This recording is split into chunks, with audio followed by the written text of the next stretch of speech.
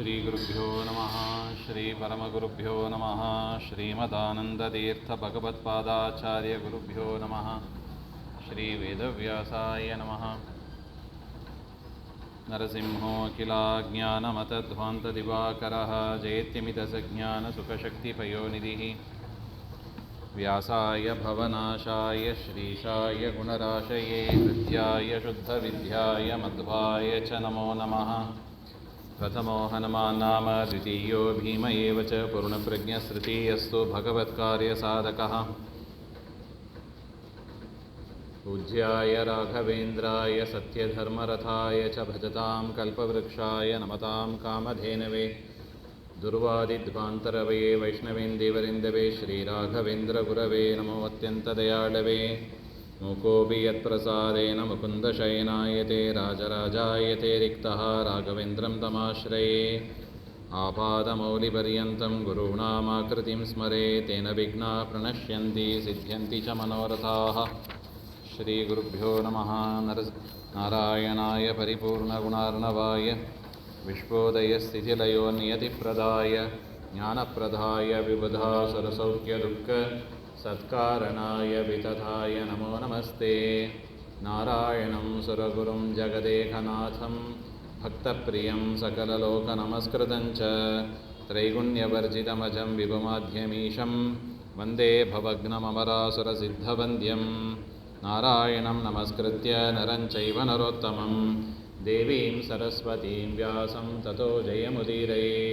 ಕೃಷ್ಣಾಯ ವಾಸುದೇವಾಯ ಹರಯೇ ಪರಮಾತ್ಮನೇ ಪ್ರಣತಃ ಕ್ಲೇಶನಾಶಾಯ ಗೋವಿಂದಾಯ ನಮೋ ನಮಃ. ಶ್ರೀ ಗುರುಭ್ಯೋ ನಮಃ.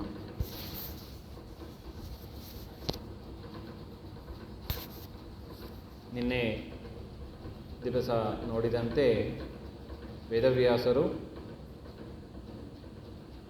ಯುಧಿಷ್ಠಿರ ಮಾಡಿದ ರಾಜಸೂಯ ಯಾಗದ ಒಂದು ಫಲವನ್ನು ಹೆಚ್ಚು ಪುಣ್ಯ ಅವರಲ್ಲಿ ಯುಧಿಷ್ಠಿರನಲ್ಲಿ ಇರಲಿಕ್ಕಾಗೋದಿಲ್ಲ ಎನ್ನುವ ಸಲುವಾಗಿ ಭೀಮಸೇನ ದೇವರಲ್ಲಿ ಹೆಚ್ಚಿನ ಭಾಗವನ್ನು, ತದನಂತರ ದ್ರೌಪದಿ ದೇವಿಯಲ್ಲಿ ಅಧಿಕ ಭಾಗವನ್ನು, ಅರ್ಜುನನಲ್ಲಿ ಮತ್ತು ನಕಲ ಸಹದೇವರಲ್ಲಿ ಕ್ರಮವಾಗಿಯೂ ಕೂಡ ವಿಭಾಗವನ್ನು ಮಾಡಿ ಆ ಪುಣ್ಯವನ್ನು ಕೊಟ್ಟಿದ್ದಾರೆ ಹಾಗೆ ಅಂತ ನಾವು ನೋಡಿದ್ದೀವಿ. ಕಾರಣ ಇಷ್ಟೇ, ಭೀಮಸೇನ ದೇವರು ಎಲ್ಲರಿಗೂ ಗುರುಗಳಾಗಿದ್ದಾರೆ ಮತ್ತು ಅತೀಯಾದ ಒಂದು ಸಹನೆ ಅದನ್ನು ಮಾಡಿದ್ದರಿಂದ, ದುರ್ಯೋಧನಾದಿಗಳನ್ನು ಕೊಲ್ಲುವ ಸಾಮರ್ಥ್ಯ ಇದ್ದರೂ ಕೂಡ ಕೊಂದಿಲ್ಲ, ಸಹನೆ ಮಾಡಿದ್ದರಿಂದ ಪರಮಾತ್ಮನ ಇಚ್ಛೆಗಾಗಿ, ಪರಮಾತ್ಮನ ಇಚ್ಛೆ ಈಗ ಬಂದಿಲ್ಲ, ಅದರಿಂದ ಈಗ ಕೊಲ್ಲೋದು ಬೇಡ ಅಂತ ಸಹನೆಯನ್ನು ಮಾಡಿದ್ದರಿಂದ. ಅದೇ ರೀತಿಯಾಗಿ ದ್ರೌಪದಿ ದೇವಿಗೂ ಅಷ್ಟೇ. ಯಾಕೆ ಅಷ್ಟು ಪುಣ್ಯ ಬಂತು ಹಾಗೆಂತ ಕೇಳಿದರೆ, ದುರ್ಯೋಧನಾದಿಗಳನ್ನು ಸಂಹಾರ ಮಾಡುವ ಶಕ್ತಿ ದ್ರೌಪದಿ ದೇವಿಗೂ ಇದೆ. ಒಂದು ನೋಟ ಸಾಕು, ಎಲ್ಲರನ್ನೂ ಸುಟ್ಟಾಕುವ ಸಾಮರ್ಥ್ಯ ಇದೆ. ಶಾಪ ಕೊಟ್ಟರೆ ಸಾಕು, ಅಷ್ಟು ಉತ್ತಮವಾದ ಭಕ್ತಿ ಇರತಕ್ಕವರು. ಆದರೂ ಕೂಡ ಭೀಮಸೇನ ದೇವರ ಮನಸ್ಸನ್ನು ಅರಿತವರು. ಭೀಮಸೇನ ದೇವರ ಅಭಿಪ್ರಾಯ ಈಗ ಇವರನ್ನು ಸಂಹಾರ ಮಾಡಬಾರದು ಅಂತ. ಅದಕ್ಕೆ ಅನುಗುಣವಾಗಿ ತಾವೂ ಕೂಡ ಸಹನೆಯನ್ನು ತಂದುಕೊಂಡರು. ಅದರಿಂದ ಅವರಿಗೂ ಕೂಡ ಹೆಚ್ಚು ಪುಣ್ಯ ಬಂತು ಹಾಗೆ ಅಂತ. ಕಂಪ್ಯಾರಿಟಿವ್ಲಿ ಅರ್ಜುನ ನಕುಲ ಸಹದೇವರನ್ನು ಕಂಪೇರ್ ಮಾಡಿದಾಗ ಹೆಚ್ಚು ಪುಣ್ಯ ದ್ರೌಪದಿ ದೇವಿ, ಅವರಿಗಿಂತಲೂ ಹೆಚ್ಚು ಪುಣ್ಯ ಭೀಮಸೇನ ದೇವರಿಗೆ ಬಂತು ಹಾಗೆ ಅಂತ ತಾರತಮ್ಯವನ್ನು ಸ್ಫುಟವಾಗಿ ತೋರಿಸತಕ್ಕ ಒಂದು ಪ್ರಸಂಗ ಇದು ಅಂತ ಒಟ್ಟು. ಅದರಿಂದ ಪರಮಾತ್ಮ ತಾನು ಹೇಳಿದ ಕಾರಣ ಇಷ್ಟೇ, ಸಾಲ್ವರಾಜನ ಜೊತೆಗೆ ಯುದ್ಧಕ್ಕಾಗಿ ಹೋಗಿದ್ದೆ, ಅದರಿಂದ ನಿನ್ನ ಜೊತೆಗೆ ಇರಲಿಕ್ಕಾಗಿಲ್ಲ ಅಂತ ಒಂದು ರೀತಿಯಾದ ಮೋಹ ಉಂಟು ಮಾಡತಕ್ಕ ವಾಕ್ಯಗಳು ಅವುಗಳು. ಆ ರೀತಿಯಾದ ಮಾತುಗಳನ್ನು ಪರಮಾತ್ಮ ಆಡಿದ್ದು.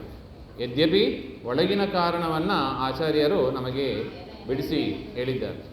ಹೆಚ್ಚು ಪುಣ್ಯವನ್ನು ಟ್ರಾನ್ಸ್ಫರ್ ಮಾಡುವುದಕ್ಕಾಗಿಯೇ ಕೃಷ್ಣ ಅಲ್ಲಿಗೆ ಇದ್ದಿಲ್ಲ ಹಾಗೆ ಅಂತ. ಅದಾದ ಮೇಲೆ ಪರಮಾತ್ಮ ತಾನು ಹೇಳ್ತಾ ಇದ್ದಾನೆ, ನಾನು ಇಂದ್ರಪ್ರಸ್ಥದಲ್ಲೇ ಇದ್ದೆ, ಆಗ ನನಗೆ ಸುದ್ದಿ ಬಂದಿತ್ತು ಈ ರೀತಿಯಾಗಿ ಸಾಲ್ವ ಯುದ್ಧಕ್ಕೆ ಬಂದಿದ್ದಾನೆ ಹಾಗೆ ಅಂತ. ಅದರಿಂದ ನಾನು ನನ್ನ ಮಗ ಪ್ರದ್ಯುಮ್ನ ಅವರನ್ನೆಲ್ಲ ಹಸ್ತಿನಾವತಿ ಇಂದ್ರಪ್ರಸ್ಥದಿಂದ ನಾನು ಕಳುಹಿಸಿದ್ದೆ, ದ್ವಾರಕಾಗೆ ಹೋಗಿ ಯುದ್ಧವನ್ನು ಮಾಡ್ತಾ ಇರಿ, ನಾನು ಬರ್ತೀನಿ ಹಾಗೆ ಅಂತ. ತದನಂತರ ಅವರು ಕೂಡ ಹೋಗಿದ್ದಾರೆ. ಆ ವೃತ್ತಾಂತವನ್ನು ಕೂಡ ಪರಮಾತ್ಮ ಹೇಳ್ತಾ ಇದ್ದಾನೆ ಪಾಂಡವರಿಗೆ. ನೋಡಿ, ಇಂದ್ರಪ್ರಸ್ಥದಿಂದ ನಾನು ಹೋಗಿದ್ದೆ, ಮೊದಲು ಪ್ರದ್ಯುಮ್ನಾದಿಗಳನ್ನು ಕಳಿಸಿದ್ದೆ, ಅವರು ಹೋಗಿ ಅಲ್ಲಿ ಯುದ್ಧ ಮಾಡ್ತಾ ಇದ್ದರು. ಹೇಗೆ ಯುದ್ಧ ಮಾಡಿದರು? ಪ್ರದ್ಯುಮ್ನ ಕೃಷ್ಣನ ಮಗ ರುಕ್ಮಿಣಿಯಲ್ಲಿ ಅವತಾರವನ್ನು ಮಾಡಿದವ, ಮನ್ಮಥನ ಅವತಾರ. ಭಾರಿ ಯುದ್ಧವನ್ನು ಮಾಡಿದರು ಅಂತ ಹೇಳ್ತಾ ಇದ್ದಾರೆ. ಸಹಿತೋ ಅನುಜಯಿಶ್ಚ, ಅವನ ಸಹೋದರರಿಂದ ಕೂಡಿಕೊಂಡು, ಅಂದರೆ ಸಾಂಬ ಮುಂತಾದವರು ಎಲ್ಲರೂ ಸೇರಿ ಆ ಸಾಲ್ವನನ್ನು ಎದುರಿಸಿದ್ದಾರೆ. ಸಾಲ್ವನು ಕೂಡ ಕೃಷ್ಣನ ಮಗ ಅಂತ ತಿಳಿದು ಪ್ರದ್ಯುಮ್ನನನ್ನು ಅವನ ಜೊತೆಗೆ ಯುದ್ಧವನ್ನು ಮಾಡ್ತಾ ಇದ್ದಾನೆ. ರಥಮಾರುಹತ್ ಕೃತ್ವಾ ಸುಯುದ್ಧ ಮಮುನ ಮಮ ಪುತ್ರಕಃ ಅಸೌ ಅಸ್ತ್ರಾಣಿ ತಸ್ಯ ವಿನಿವಾರ್ಯ ಮಹಾಸ್ತ್ರಜಾಲೈ. ನನ್ನ ಮಗ ಕೃಷ್ಣ ಎಷ್ಟು ಹೆಮ್ಮೆಯಿಂದ ಹೇಳ್ಕೊತಾ ಇದ್ದಾನೆ ನೋಡಿ. ನನ್ನ ಮಗ ಪ್ರದ್ಯುಮ್ನ ಎಲ್ಲವನ್ನು ಕೂಡ ಆ ಸಾಲ್ವ ಬಿಟ್ಟ ಎಲ್ಲ ಅಸ್ತ್ರವನ್ನು ಕೂಡ ನಿವಾರಣೆ ಮಾಡಿ ತಾನೂ ಕೂಡ ಗೆದ್ದ ಹಾಗೆ ಅಂತ. ಆಗ ಪ್ರದ್ಯುಮ್ನ ಏನು ಮಾಡಿದ? ನಾನು ಅವನಿಗೆ ಒಂದು ಅಮೋಘವಾದ ಒಂದು ಅಸ್ತ್ರವನ್ನು ಕೊಟ್ಟಿದ್ದೆ. ದತ್ತಮ್ಮಯ್ಯ ಶರಂ ಅಮೋಘಂ. ಪ್ರದ್ಯುಮ್ನ ಏನು ಮಾಡ್ತಾನೆ? ಆ ಅಸ್ತ್ರವನ್ನು ಪ್ರಯೋಗ ಮಾಡೋಣ ಅಂತ ಬಯಸ್ತಾನೆ. ಬಯಸಿ ಆ ಅಸ್ತ್ರವನ್ನು ತೆಗೆದುಕೋತಾನೆ. ಆಗ ಆಕಾಶವಾಣಿ ಆಯ್ತಂತೆ. ಆಕಾಶವಾಣಿ ಅಂದರೆ ಯಾರ ವಾಣಿ? ವಾಯುವಾಣಿ. ಅದು ಆಕಾಶವಾಣಿ ಅಂದರೆ ವಾಯುವಾಣಿ ಅಂತಲೇ ಅರ್ಥ. ಆ ವಾಯುದೇವರು ಏನು ಹೇಳಿದರು ಹಾಗೆಂದರೆ, ನಾರಾಯಣೇನ ಹಿ ಪುರ ಮನಸಾಭಿಕ್ಲುಪ್ತಂ ಕೃಷ್ಣಾವತಾರಮುಪಗಮ್ಯ ನಿಹಮ್ಮಿ ಸಾಲ್ವಂ ಹಾಗೆ ಅಂತ. ಅಂದರೆ ಈ ಹಿಂದೆನೇ ಒಂದು ಸಲ ಪರಶುರಾಮ ದೇವರಿಗೂ ಈ ಸಾಲ್ವನಿಗೂ ಯುದ್ಧ ಆಗಿತ್ತಂತೆ. ಆ ಯುದ್ಧದಲ್ಲಿ ಪರಮಾತ್ಮ ಏನು ಆಲೋಚನೆ ಮಾಡಿದ? ಇವನ ಪಾಪ ಇನ್ನೂ ಬೆಳೀಬೇಕಾಗಿದೆ, ಬಿಟ್ಟು ಬಿಡೋಣ, ಕೃಷ್ಣಾವತಾರದಲ್ಲಿ ಇವನನ್ನು ಸಂಹಾರ ಮಾಡೋಣ ಹಾಗೆ ಅಂತ ಪರಮಾತ್ಮ ತಾನು ಆಲೋಚನೆ ಮಾಡಿ ಪರಶುರಾಮ ದೇವರು ಅವನನ್ನು ಬಿಟ್ಟು ಹೋದ್ರಂತೆ. ಸ ಭಾರ್ಗವೇನ ವಿದ್ರಾವಿತ. ಪರಶುರಾಮ ದೇವರು ಬಾಣದಿಂದ ಓಡಿ ಬರ್ತಾನೆ ಸಾಲ್ವ. ಸಹನೆ ಮಾಡಲಿಕ್ಕೆ ಆಗಲಿಲ್ಲ. ಆದರೆ ಪರಶುರಾಮ ದೇವರು ಸಾಯಿಸಲೂ ಇಲ್ಲ ಅವನನ್ನು, ಸಾಲ್ವನನ್ನು ಸಂಹಾರ ಮಾಡಲಿಲ್ಲ. ಕೃಷ್ಣಾವತಾರದಲ್ಲಿ ಮಾಡೋಣ ಅಂತ ಅವನನ್ನು ಓಡಿಯೋದಾಗ ಬಿಟ್ಟುಬಿಟ್ರು. ನಾನು ನಿಹತಃ. ಅದರಿಂದ ವಾಯುದೇವರಿಗೆ ಇದು ಗೊತ್ತಾಯಿತು. ಸರ್ವ ಮನೋವೃತ್ತಿಯನ್ನು ಅರಿತವರು, ಪರಮಾತ್ಮನ ಮನಸ್ಸಿನ ವೃತ್ತಿಯನ್ನು ಅರಿತವರು. ಅದರಿಂದ ವಾಯುದೇವರು ಹೇಳ್ತಾರೆ ಪ್ರದ್ಯುಮ್ನನ ಹತ್ರ, ಪ್ರದ್ಯುಮ್ನ ಹಿಂದೆ ಹೀಗಾಗಿದ್ದು, ಪರಶುರಾಮ ದೇವರು ಯುದ್ಧದಲ್ಲಿ ಓಡಿ ಹೋದವ ಇವನು, ಪರಶುರಾಮ ದೇವರು ತಾನೂ ಸಂಹಾರ ಮಾಡದೆ ಕೃಷ್ಣಾವತಾರದಲ್ಲಿ ಮಾಡೋಣ ಅಂತ. ಅಂದರೆ ಏನರ್ಥ? ತಾನೇ ಕೃಷ್ಣನಾಗಿ ಇವನನ್ನು ಸಂಹಾರ ಮಾಡಬೇಕು ಅಂತ ಮೀಸಲಾಗಿ ಇಟ್ಟಿದ್ದಾನೆ, ಪರಮಾತ್ಮನೇ ಇಟ್ಟಿದ್ದಾನೆ. ಅದರಿಂದ ನೀನು ಈ ಅಸ್ತ್ರದಿಂದ ಇವನನ್ನು ಸಂಹಾರ ಮಾಡಲಿಕ್ಕೆ ಹೋಗಬೇಡ ಹಾಗೆ ಅಂತ ಹೇಳ್ತಾರೆ, ವಾಯುದೇವರು ಹೇಳ್ತಾರೆ. ಯಾಕೆ? ಆ ಅಸ್ತ್ರ ಅಂತ ಅಮೋಘವಾದ ಅಸ್ತ್ರ ಅದು. ಪರಮಾತ್ಮ, ಕೃಷ್ಣ ಪರಮಾತ್ಮ ಪ್ರದ್ಯುಮ್ನನಿಗೆ ಕೊಟ್ಟ ಅಸ್ತ್ರ ಅದು. ಅಂಥ ಅಸ್ತ್ರದಿಂದ ನೀನು ಈಗ ಇವನನ್ನು ಸಂಹಾರ ಮಾಡಲಿಕ್ಕೆ ಹೋಗಬೇಡ. ಯಾಕೆ? ಪರಮಾತ್ಮ ತಾನೇ ಸಂಹಾರ ಮಾಡಬೇಕು ಅಂತ ಸಂಕಲ್ಪ ಮಾಡಿದ್ದಾನೆ. ಅದರಿಂದ ನೀನು ಮಾಡೋಕ್ಕೆ ಹೋಗಬೇಡ ಹಾಗೆ. ಆಯಿತು ಅಂತ ಪ್ರದ್ಯುಮ್ನನು ಕೂಡ ಈ ಮಾತು ಯಾರಿಗೆ ಕೇಳಿಸಲೇ ಇಲ್ಲ, ಪ್ರದ್ಯುಮ್ನನಿಗೆ ಮಾತ್ರ ಕೇಳಿ. ಪ್ರದ್ಯುಮ್ನನು ಆಯಿತು ಅಂತ ಆ ಅಸ್ತ್ರವನ್ನು ಪ್ರಯೋಗ ಮಾಡಲಿಕ್ಕೆ ಹೋಗಲಿಲ್ಲ. ಮತ್ತೊಂದು ಅಸ್ತ್ರದಿಂದ ಮಾಡ್ತಾನೆ. ಶ್ರುತ್ವಾವಚಸ್ಸ ಪವನಸ್ಯ ಶರಂ ತ್ವಮೋಘಂ ಸಂಜಕರ ಆಶು ಸಚ ಸಾಲ್ವಪತಿ. ಮತ್ತು ವಾಯುದೇವರೇ ಹೇಳ್ತಾರಂತೆ, ನಾನು ಸಾಲ್ವನ ಮನಸ್ಸನ್ನು ಬದಲಾಯಿಸ್ತೇನೆ ಹಾಗೆ ಅಂತ. ಯುದ್ಧ ಮಾಡೋದು ಬೇಡ, ಈಗ ಕೃಷ್ಣ ಇದ್ದಿಲ್ಲ, ಯುದ್ಧ ಮಾಡೋದು ಬೇಡ ಅಂತ ಅವನಾಗವನೇ ವಾಪಸ್ ಹೋಗ್ತಾನೆ. ನೀನು ಈ ಅಸ್ತ್ರವನ್ನು ಪ್ರಯೋಗ ಮಾಡಬೇಡ ಅಂತ ವಾಯುದೇವರು ಹೇಳಿದರೆ ಅದೇ ರೀತಿಯಾಗಿ ಆಯ್ತಂತೆ. ಸಾಲ್ವ ಏನು ತಿಳ್ಕೊಂಡ? ಇದೇನು ಸಣ್ಣವರ ಜೊತೆಗೆ ಯುದ್ಧ ಹಾಗೆ. ಪ್ರದ್ಯುಮ್ನನನ್ನು ಏನಂತ ತಿಳಿದ? ಬಾಲಕಲಹೇನ, ಹುಡುಗರ ಜೊತೆಗೆ ಏನು ಯುದ್ಧ ಮಾಡೋದು ಅಂತ ತಾನು ಅಲ್ಲಿಂದ ಹೊರಟು ಹೋಗ್ತಾನೆ. ಈ ರೀತಿಯಾಗಿ ಆ ಸಾಲ್ವರಾಜ ಹೊರಟು ಹೋಗ್ತಾನೆ. ಉಳಿದ ಸೈನ್ಯವನ್ನೆಲ್ಲ ಉಳಿದ ಯಾದವರು ಸೋಲಿಸಿ ಅವರು ತಮ್ಮ ಪಟ್ಟಣಕ್ಕೆ ತಾವು ಹೋಗ್ತಾರೆ. ಆಹ್ಲಾದಿನಃ ಸ್ವಪುರಂ ಆಯಯ್ಯು. ಸಂತೋಷದಿಂದ ಸಾಲ್ವರಾಜ ವಾಪಸ್ ಓಡುವುದಾ ಅಂತ ಸಂತೋಷದಿಂದ ಎಲ್ಲರೂ ದ್ವಾರಕಾ ಪಟ್ಟಣಕ್ಕೆ ಬಂದಾಗ ತತ್ರಾಗಮಂ ಸಪದಿ ತೈಹಿ ಶ್ರುತವಾನ್ ಅಶೇಷಂ. ಆ ಸಂದರ್ಭದಲ್ಲಿ ನಾನು ದ್ವಾರಕಾ ಪಟ್ಟಣಕ್ಕೆ ಹೋಗಿ ಸೇರಿದೆ. ಇಂದ್ರಪ್ರಸ್ಥದಿಂದ ದ್ವಾರಕಾ ಪಟ್ಟಣಕ್ಕೆ ನಾನು ಹೋಗಿ ಸೇರಿದೆ ಅಂತ ಕೃಷ್ಣ ತನ್ನ ವೃತ್ತಾಂತವನ್ನು ಪಾಂಡವರ ಹತ್ರ ಹೇಳ್ಕೊತಾ ಇದ್ದಾನೆ. ಆಗ ನಾನು ದ್ವಾರಕಾಪಟ್ಟಣಕ್ಕೆ ಹೋದಾಗ ಪ್ರದ್ಯುಮ್ನಾದಿಗಳು ಎಲ್ಲ ವಿಚಾರವನ್ನು ಕೂಡ ನನಗೆ ತಿಳಿಸಿದರು. ಈ ರೀತಿಯಾಗಿ ಸಾಲ್ವ ಬಂದಿದ್ದ, ದ್ವಾರಕಾಪಟ್ಟಣವನ್ನು ಹಾಳು ಮಾಡಿದ, ಯುದ್ಧ ಆಯಿತು, ಅಶರೀರವಾಣಿ ಆಯಿತು, ಓಡಿ ಹೋದ ಅವನು, ಹಾಗೆ ಅಂತ. ಅದರಿಂದ ಪರಮಾತ್ಮ ಅಯೋಧ್ಯ ತನ್ನ ಮಗನನ್ನು ಚೆನ್ನಾಗಿ ಹೊಗಳಿದ ಅಂತ. ಎಂಥ ಪರಾಕ್ರಮಶಾಲಿಯಾಗಿದ್ದೆ ನೀನು, ಹಾಗೆ ಅಂತ ಹೊಗಳಿ ಆ ದ್ವಾರಕಾಪಟ್ಟಣವನ್ನು ನಾಶ ಮಾಡಲಿಕ್ಕೆ ಹೊರಟ ಸಾಲ್ವನನ್ನು ಸುಮ್ಮನೆ ಬಿಡಬಾರ್ದು ಅಂತ ಹೇಳಿ ತಾನು ಅವನಿದ್ದ ಜಾಗಕ್ಕೆ ಹೋಗ್ತಾನೆ, ಸಾಲ್ವ ದೇಶಕ್ಕೆ ಹೋಗ್ತಾನೆ. ತಂ ಸಾಗರೋಪರಿಗ ಸೌಭಗತಂ ನಿಶಮ್ಯ, ಅವನು ಒಂದು ವಿಮಾನ ಇಟ್ಕೊಂಡಿದ್ದ, ಪುಷ್ಪಕ ವಿಮಾನ. ರಾವಣ ಹೇಗೆ ಇಟ್ಟುಕೊಂಡಿದ್ದನೋ ಅದೇ ರೀತಿಯಾಗಿ ಸೌಭಗ ಅಂತ, ಸೌಭ ಅಂತ ಒಂದು ವಿಮಾನ ಅದು. ಆ ವಿಮಾನದಲ್ಲಿ ಅವನು ಕೂತು ಸಾಮಾನ್ಯ ಯುದ್ಧ ಮಾಡೋದು. ಅವನು ಕೃಷ್ಣ ಬಂದಾನೆ ಅಂತ ಗೊತ್ತಾದ ಕೂಡಲೇ ಆ ವಿಮಾನದಲ್ಲಿ, ಸೌಭ ವಿಮಾನದಲ್ಲಿ ಕೂತು ತಾನೂ ಕೂಡ ಬಾಣಗಳನ್ನು ಸುರಿಸಿದ. ತಂ ಸನ್ನಿವಾರ್ಯತು ಮಯ ಶೂರಪೂಗ ವಿದ್ಧೋ, ನಾನು ಒಂದು ಕ್ಷಣದಲ್ಲಿ ಆ ಎಲ್ಲ ಅಸ್ತ್ರಗಳನ್ನು ಕೂಡ ನಾನು ನಾಶ ಮಾಡಿದೆ. ಆಗ ಜ್ಞಾನಾಸ್ತ್ರತಃ ಪ್ರತಿಬುದ್ಧಿ, ಅವನೇನು ಮಾಡಿದ, ಮಾಯಾಸ್ತ್ರವನ್ನು ಪ್ರಯೋಗ ಮಾಡ್ತಾನೆ. ಮಾಯಾ ಯುದ್ಧ ಅಂತಾರೆ ನೋಡಿ, ಇದ್ದಕ್ಕಿದ್ದಾಗಿ ಅನೇಕ ದೈತ್ಯರನ್ನು ಸೃಷ್ಟಿ ಮಾಡೋದು. ವಾಸ್ತವಿಕವಾಗಿ ಏನಿಲ್ಲ, ಅದು ಸುಮ್ಮನೆ ಹೆದರಿಸೋದಕ್ಕೆ. ಕೃಷ್ಣ ಪರಮಾತ್ಮ ಏನು ಮಾಡಿದ, ವಿಜ್ಞಾನಾಸ್ತ್ರ ಅಂತ ಒಂದು ಅಸ್ತ್ರ. ಆ ವಿಜ್ಞಾನಾಸ್ತ್ರದಿಂದ, ಈ ಮಾಯಾಸ್ತ್ರದಿಂದ ಬಂದ ದೈತ್ಯರನ್ನೆಲ್ಲರನ್ನು ಕೂಡ ಪರಮಾತ್ಮ ಸಂಹಾರ ಮಾಡಿದ ಅಂತ ಹೇಳ್ತಾ ಇದ್ದಾರೆ. ಈ ರೀತಿಯಾಗಿ ಮಾಡಿ ಪರಮಾತ್ಮ ಸೌಭಂ ವಾರ್ಧೋ ನ್ಯಪಾತಯಂ, ಚಕ್ರಾಯುಧದಿಂದ ಆ ಸೌಭ ವಿಮಾನವನ್ನು ಸಮುದ್ರದಲ್ಲಿ ಮುಳುಗಿಸಿದ ಅಂತ ಹೇಳ್ತಾ ಇದ್ದಾರೆ. ತದನಂತರ ರಥದಲ್ಲಿ ಇದ್ದ ಆ ಸಾಲ್ವನನ್ನು ಬಾಣಗಳಿಂದ, ಬಾಣೇನ ವಿಭುಜಂ ವಿಧಾಯ, 2 ಭುಜಗಳನ್ನು ಕತ್ತರಿಸಿದ. ಸಾಲ್ವನ 2 ಭುಜಗಳನ್ನು ಕೂಡ ಪರಮಾತ್ಮ ಬಾಣದಿಂದ ಕತ್ತರಿಸ್ತಾನೆ. ತದ್ ರಥಪರಂ ಗದಯಾ ವಿಭಿದ್ಯ, ಅವನ ಶ್ರೇಷ್ಠವಾದ ರಥವನ್ನು ಕೂಡ ಗದೆಯಿಂದ ಪುಡಿ ಪುಡಿ ಮಾಡಿದ. ಅವನ ವಿಮಾನವನ್ನು ಧ್ವಂಸ ಮಾಡಿದ, ಅವನ ಭುಜಗಳನ್ನು ಧ್ವಂಸ ಮಾಡಿದ, ಅವನ ರಥವನ್ನು ಧ್ವಂಸ ಮಾಡಿದ. ಚಕ್ರೇನ ತಸ್ಯ ಚ ಶಿರೋ ವಿನಿಕೃತ್ಯ, ಚಕ್ರದಿಂದ ಅವನ ತಲೆಯನ್ನು ಕತ್ತರಿಸಿ ಹಾಕಿದ ಅಂತ ಹೇಳ್ತಾರೆ.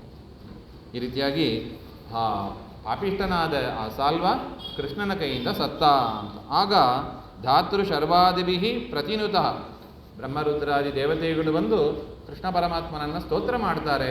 ತದನಂತರ ಪರಮಾತ್ಮ ನಾನು ದ್ವಾರಕಾಪಟ್ಟಣಕ್ಕೆ ಬಂದೆ ಹಾಗೆ ಅಂತ ತನ್ನ ವೃತ್ತಾಂತವನ್ನು ಹೇಳ್ತಾ ಇದ್ದಾನೆ.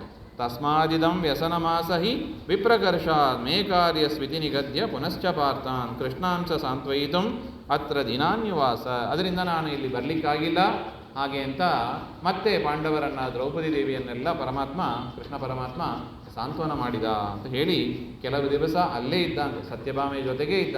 ಸತ್ಯಭಾಮೆಯು ಕೂಡ ಆ ದ್ರೌಪದಿ ದೇವಿಗೆ ಸಮಾಧಾನವನ್ನು ಹೇಳಿದರು ಹಾಗೆ ಅಂತ ಬರುತ್ತದೆ. ತದನಂತರ ಅಲ್ಲಿಂದ ಹೊರಡ್ತಾರೆ. ಮೊದಲು ದೃಷ್ಟದ್ಯುಮ್ನ ಅಲ್ಲಿಂದ ಪಾಂಡವರ ಮಕ್ಕಳು, ಅಂದರೆ ದ್ರೌಪದಿ ದೇವಿಯಲ್ಲಿ ಹುಟ್ಟಿದ ಮಕ್ಕಳು, ಅವರನ್ನೆಲ್ಲ ಕರೆದುಕೊಂಡು ತಾನು ಪಾಂಚಾಲ ದೇಶಕ್ಕೆ ಹೊರಟು ಹೋಗ್ತಾನೆ. ಅಲ್ಲಿ ವನಕ್ಕೆ ಬರುವಾಗ ಕೇವಲ ಪಂಚಪಾಂಡವರು, ದ್ರೌಪದಿ ದೇವಿ ಮಾತ್ರ ಬಂದಿಲ್ಲ. ಇನ್ನು ಪಾಂಡವರ ಕೆಲವು ಪತ್ನಿಯರು, ಮಕ್ಕಳು ಅವರು ಕೂಡ ಬಂದಿದ್ದರು ಅಂತ ಹೇಳ್ತಾ ಇದ್ದಾರೆ. ಉಪಪಾಂಡವರು ಬಂದಿದ್ದಾರೆ. ಆ ಉಪಪಾಂಡವರನ್ನು, ಅಂದರೆ ದ್ರೌಪದಿ ದೇವಿಯ ಮಕ್ಕಳನ್ನು ದೃಷ್ಟದ್ಯುಮ್ನ ತಾನು ಪಾಂಚಾಲ ದೇಶಕ್ಕೆ ಕರ್ಕೊಂಡು ಹೋಗ್ತಾನೆ. ಇನ್ನು ದೃಷ್ಟಕೇತು ಹಾಗೆ ಅಂತ, ದೃಷ್ಟಕೇತುಶ್ಚ ಭಗಿನಿ ಅಂತ ಬರೀತಾರೆ. ದೃಷ್ಟಕೇತು ಅಂದರೆ ಶಿಶುಪಾಲನ ಮಗ, ಅವನು ದೇವಕಿಯ ಸಹೋದರ, ಅಂದರೆ ಯುಧಿಷ್ಠಿರನ ಹೆಂಡತಿ ದೇವಕಿ ಅಂತ. ಆ ದೇವಕಿಯನ್ನು ದೃಷ್ಟದ್ಯುಮ್ನ ಕರೆದುಕೊಂಡು ಹೋಗ್ತಾನೆ.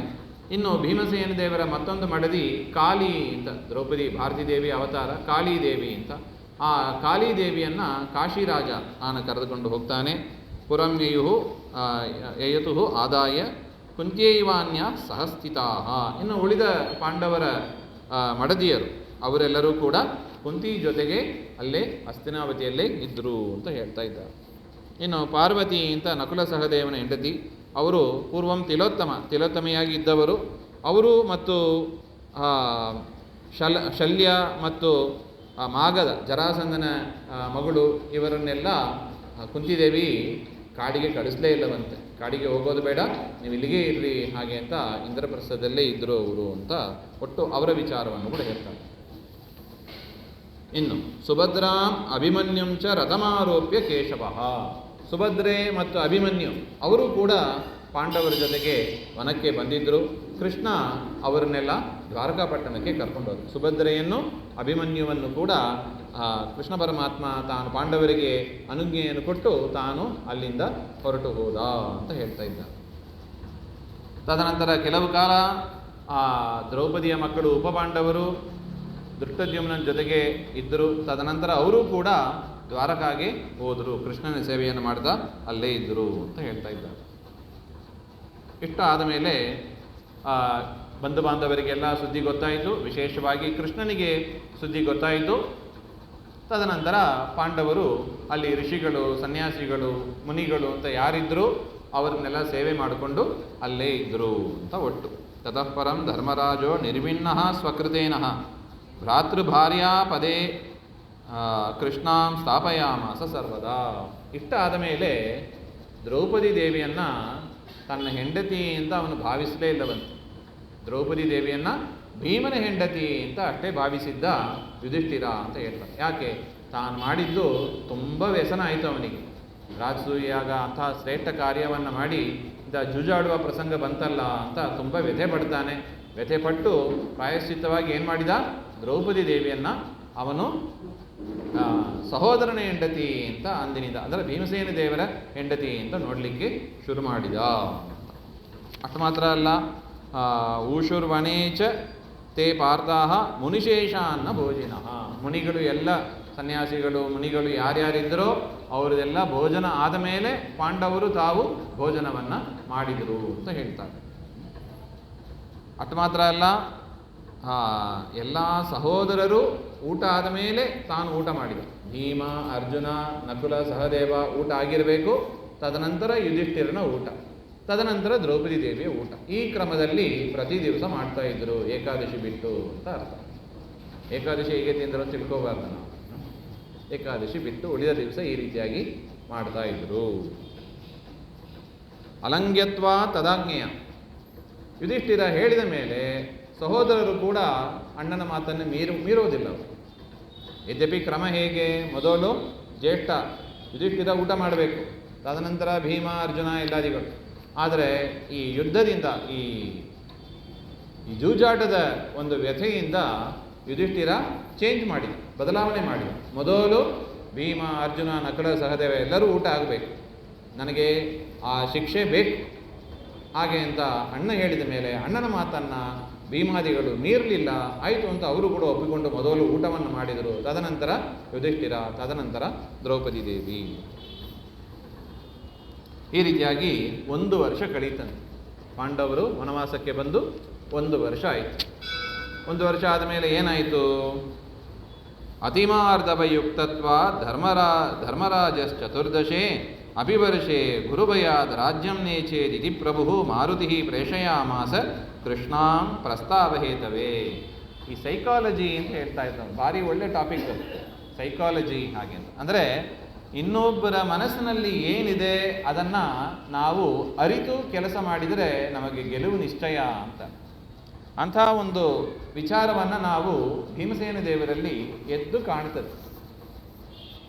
ಭೀಮಸೇನ ದೇವರಿಗೆ ಏನು ಅನಿಸ್ತು ಹಾಗೆ ಅಂದರೆ, ಈ ಧರ್ಮರಾಜ ಇದ್ದಾನೆ ನೋಡಿ, ಯದ್ಯಪಿ ಏನಾಗಬೇಕು? 12 ವರ್ಷ ವನವಾಸ, 1 ವರ್ಷ ಅಜ್ಞಾತವಾಸ, ಅದಾದ ಮೇಲೆ ರಾಜ್ಯವನ್ನು ಪಡೆದು ರಾಜನಾಗಬೇಕೋ ಇಲ್ಲೋ? ಆದರೆ ಧರ್ಮರಾಜನಿಗೆ ಅಭಿಪ್ರಾಯ ಇಲ್ಲವೇ ಇಲ್ಲವಂತ. ಹೇಗಾದರೂ 1 ವರ್ಷ ಆಯಿತು, ಕಾಡಿಗೆ ಬಂದಾಯಿತು, ಕಾಡು ಚೆನ್ನಾಗಿ ಸೆಟ್ಟಾಗಿದೆ, ಅದರಿಂದ ಇಲ್ಲೇ ಕೂತ್ಕೊಂಡು ಕಾಲ ಕಳೆದುಕೊಳ್ಳೋಣ ಹಾಗೆ. ಏನು ಸ್ವಲ್ಪ ಇನ್ನೂ ಆಯುಷ್ಯ ಇರ್ತದೆ, ಆಯುಷ್ಯ ಇರುವ ತನಕ ಏನು ಮಾಡೋಣ? ಇಲ್ಲೇ ಕೂತ್ಬಿಡೋಣ ಹಾಗೆ. ಅಂದರೆ ಏನು ಬೇಡ? ರಾಜ್ಯ ಬೇಡ, ಏನು ಬೇಡ. ಆ ತೀರ್ಮಾನ ಅವನ ಮನಸ್ಸೊಳಗೆ ಬೆಳೀತಾ ಇದ್ದಾನೆ. ಯಾಕೆ ಆ ತೀರ್ಮಾನ ಆದರೂ ಬೆಳೆಯೋದಕ್ಕೆ ಏನು ಕಾರಣ ಹಾಗೆಂದರೆ, ಆಚಾರ್ಯರು ಹೇಳ್ತಾರೆ, ಗುರುಭಯ. ಅಲ್ಲಿ ಗುರುಗಳು ಇದ್ದಾರೆ. ಗುರುಗಳು ಅಂದರೆ ಯಾರು? ಭೀಷ್ಮರು, ದ್ರೋಣರು. ಅವ್ರನ್ನ ಎದುರಿಸೋದು ಅಂದರೆ ಸಾಮಾನ್ಯನೇ. ನಮ್ಮಲ್ಲಿ ಅವ್ರನ್ನ ಎದುರಿಸೋದಕ್ಕೆ ಯಾರೂ ಇಲ್ಲ.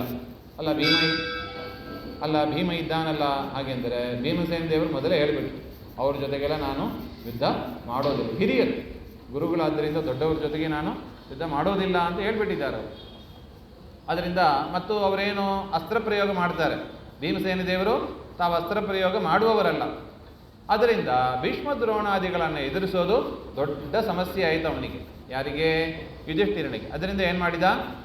ಹೇಗಾದರೂ ಸೆಟ್ಲ್ ಆಗಿಬಿಟ್ಟಿದ್ದೀವಿ, 1 ವರ್ಷ ಆಯಿತು, ಹೇಗೆ ಮುಂದಿನ ಆಯುಷ್ಯ ಕಳೆದರೆ ನಡೀತದೆ, ವನವಾಸದಲ್ಲೇ ಇದ್ದು ಬಿಡೋಣ ಹಾಗೆ ಅಂತ ಅವನು ಪ್ಲ್ಯಾನ್ ಮಾಡ್ತಾ ಇದ್ದ. ಇದು ಭೀಮಸೇನ ದೇವರಿಗೆ ಗೊತ್ತಾಗಿ ತಾನು ಮೊದಲು ಉಪದೇಶ ಮಾಡಲಿಕ್ಕೆ ಹೋಗಲಿಲ್ಲ. ಮೊದಲಲ್ಲಿ ಯಾರನ್ನು ಕಳಿಸ್ತಾರೆ? ದ್ರೌಪದಿ ದೇವಿಯನ್ನು ಕಳಿಸ್ತಾರೆ. ದ್ರೌಪದಿ ದೇವಿ ಹೋಗಿ ಯುಧಿಷ್ಠಿರನ ಹತ್ರ ಹೇಳ್ತಾರೆ. ಏನು ಅಂತ? ಸ್ವಾಮಿ, ಕ್ಷಮಾ ಸರ್ವತ್ರ ಧರ್ಮ ನ ಪಾಪಹೇತುಶ್ಚ ದುರ್ಜನೆ ರಾಜ್ಞಾಂ ಸಾಮರ್ಥ್ಯಯುಕ್ತಾನಾಂ ಇತಿ ಸಂಸ್ಥಾಪ್ಯ ಶಾಸ್ತ್ರತಃ. ಎಷ್ಟು ಸುಂದರವಾದ ಮಾತು ನೋಡಿ. ಸ್ವಾಮಿ, ಪತಿ, ಎಲ್ಲರಲ್ಲೂ ಕೂಡ ನಾವು ಕ್ಷಮೆಯನ್ನು ತೋರಬಾರದು. ಸರಿನಾ? ಭಗವದ್ಗೀತೆಯ ಮೇಲೆ ಒಂದು ದೊಡ್ಡ ಆಕ್ಷೇಪ. ಏನದು? ಭಗವದ್ಗೀತೆ ಅದು ಯುದ್ಧ ಮಾಡು ಅಂತ ಪ್ರಚೋದನೆ ಮಾಡ್ತಾ ಇದೆ. ಅದರಿಂದ ಭಗವದ್ಗೀತೆ ಅದು ಶಾಸ್ತ್ರ ಅಲ್ಲ, ಅದು ಒಳ್ಳೆಯ ಶಾಸ್ತ್ರ ಅಲ್ಲ, ಅದನ್ನು ರಿಜೆಕ್ಟ್ ಮಾಡಬೇಕು ಅಂತ ಒಂದು ದೊಡ್ಡ ಒಂದು ಪಂಗಡನೇ ಇದೆ.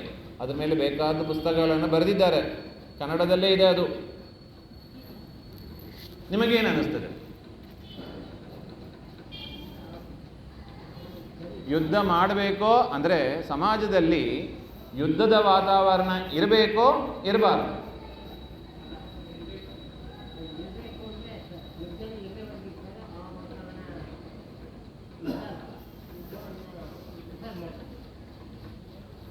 ಹೌದಾ? ಅವರು ಯುದ್ಧ ಮಾಡಬೇಕು ಅಂತ ಹೇಳ್ತಾ ಇದ್ದಾರೆ. ಹೌದಾ? ಸಮಾಜದಲ್ಲಿ ನೋಡಿ, ಯುದ್ಧದ ಈಗ ನಾವು ಕೇಳ್ತಾ ಇರ್ತೀವಿ, ರಷ್ಯಾ ಅದು ಇದು ಏನೇನೋ ಯುದ್ಧ ನಡೀತಾ ಇದೆ. ಯುದ್ಧದ ವಾತಾವರಣ ಇರಬೇಕೋ ಯುದ್ಧದ ವಾತಾವರಣ ಇರಬಾರ್ದು?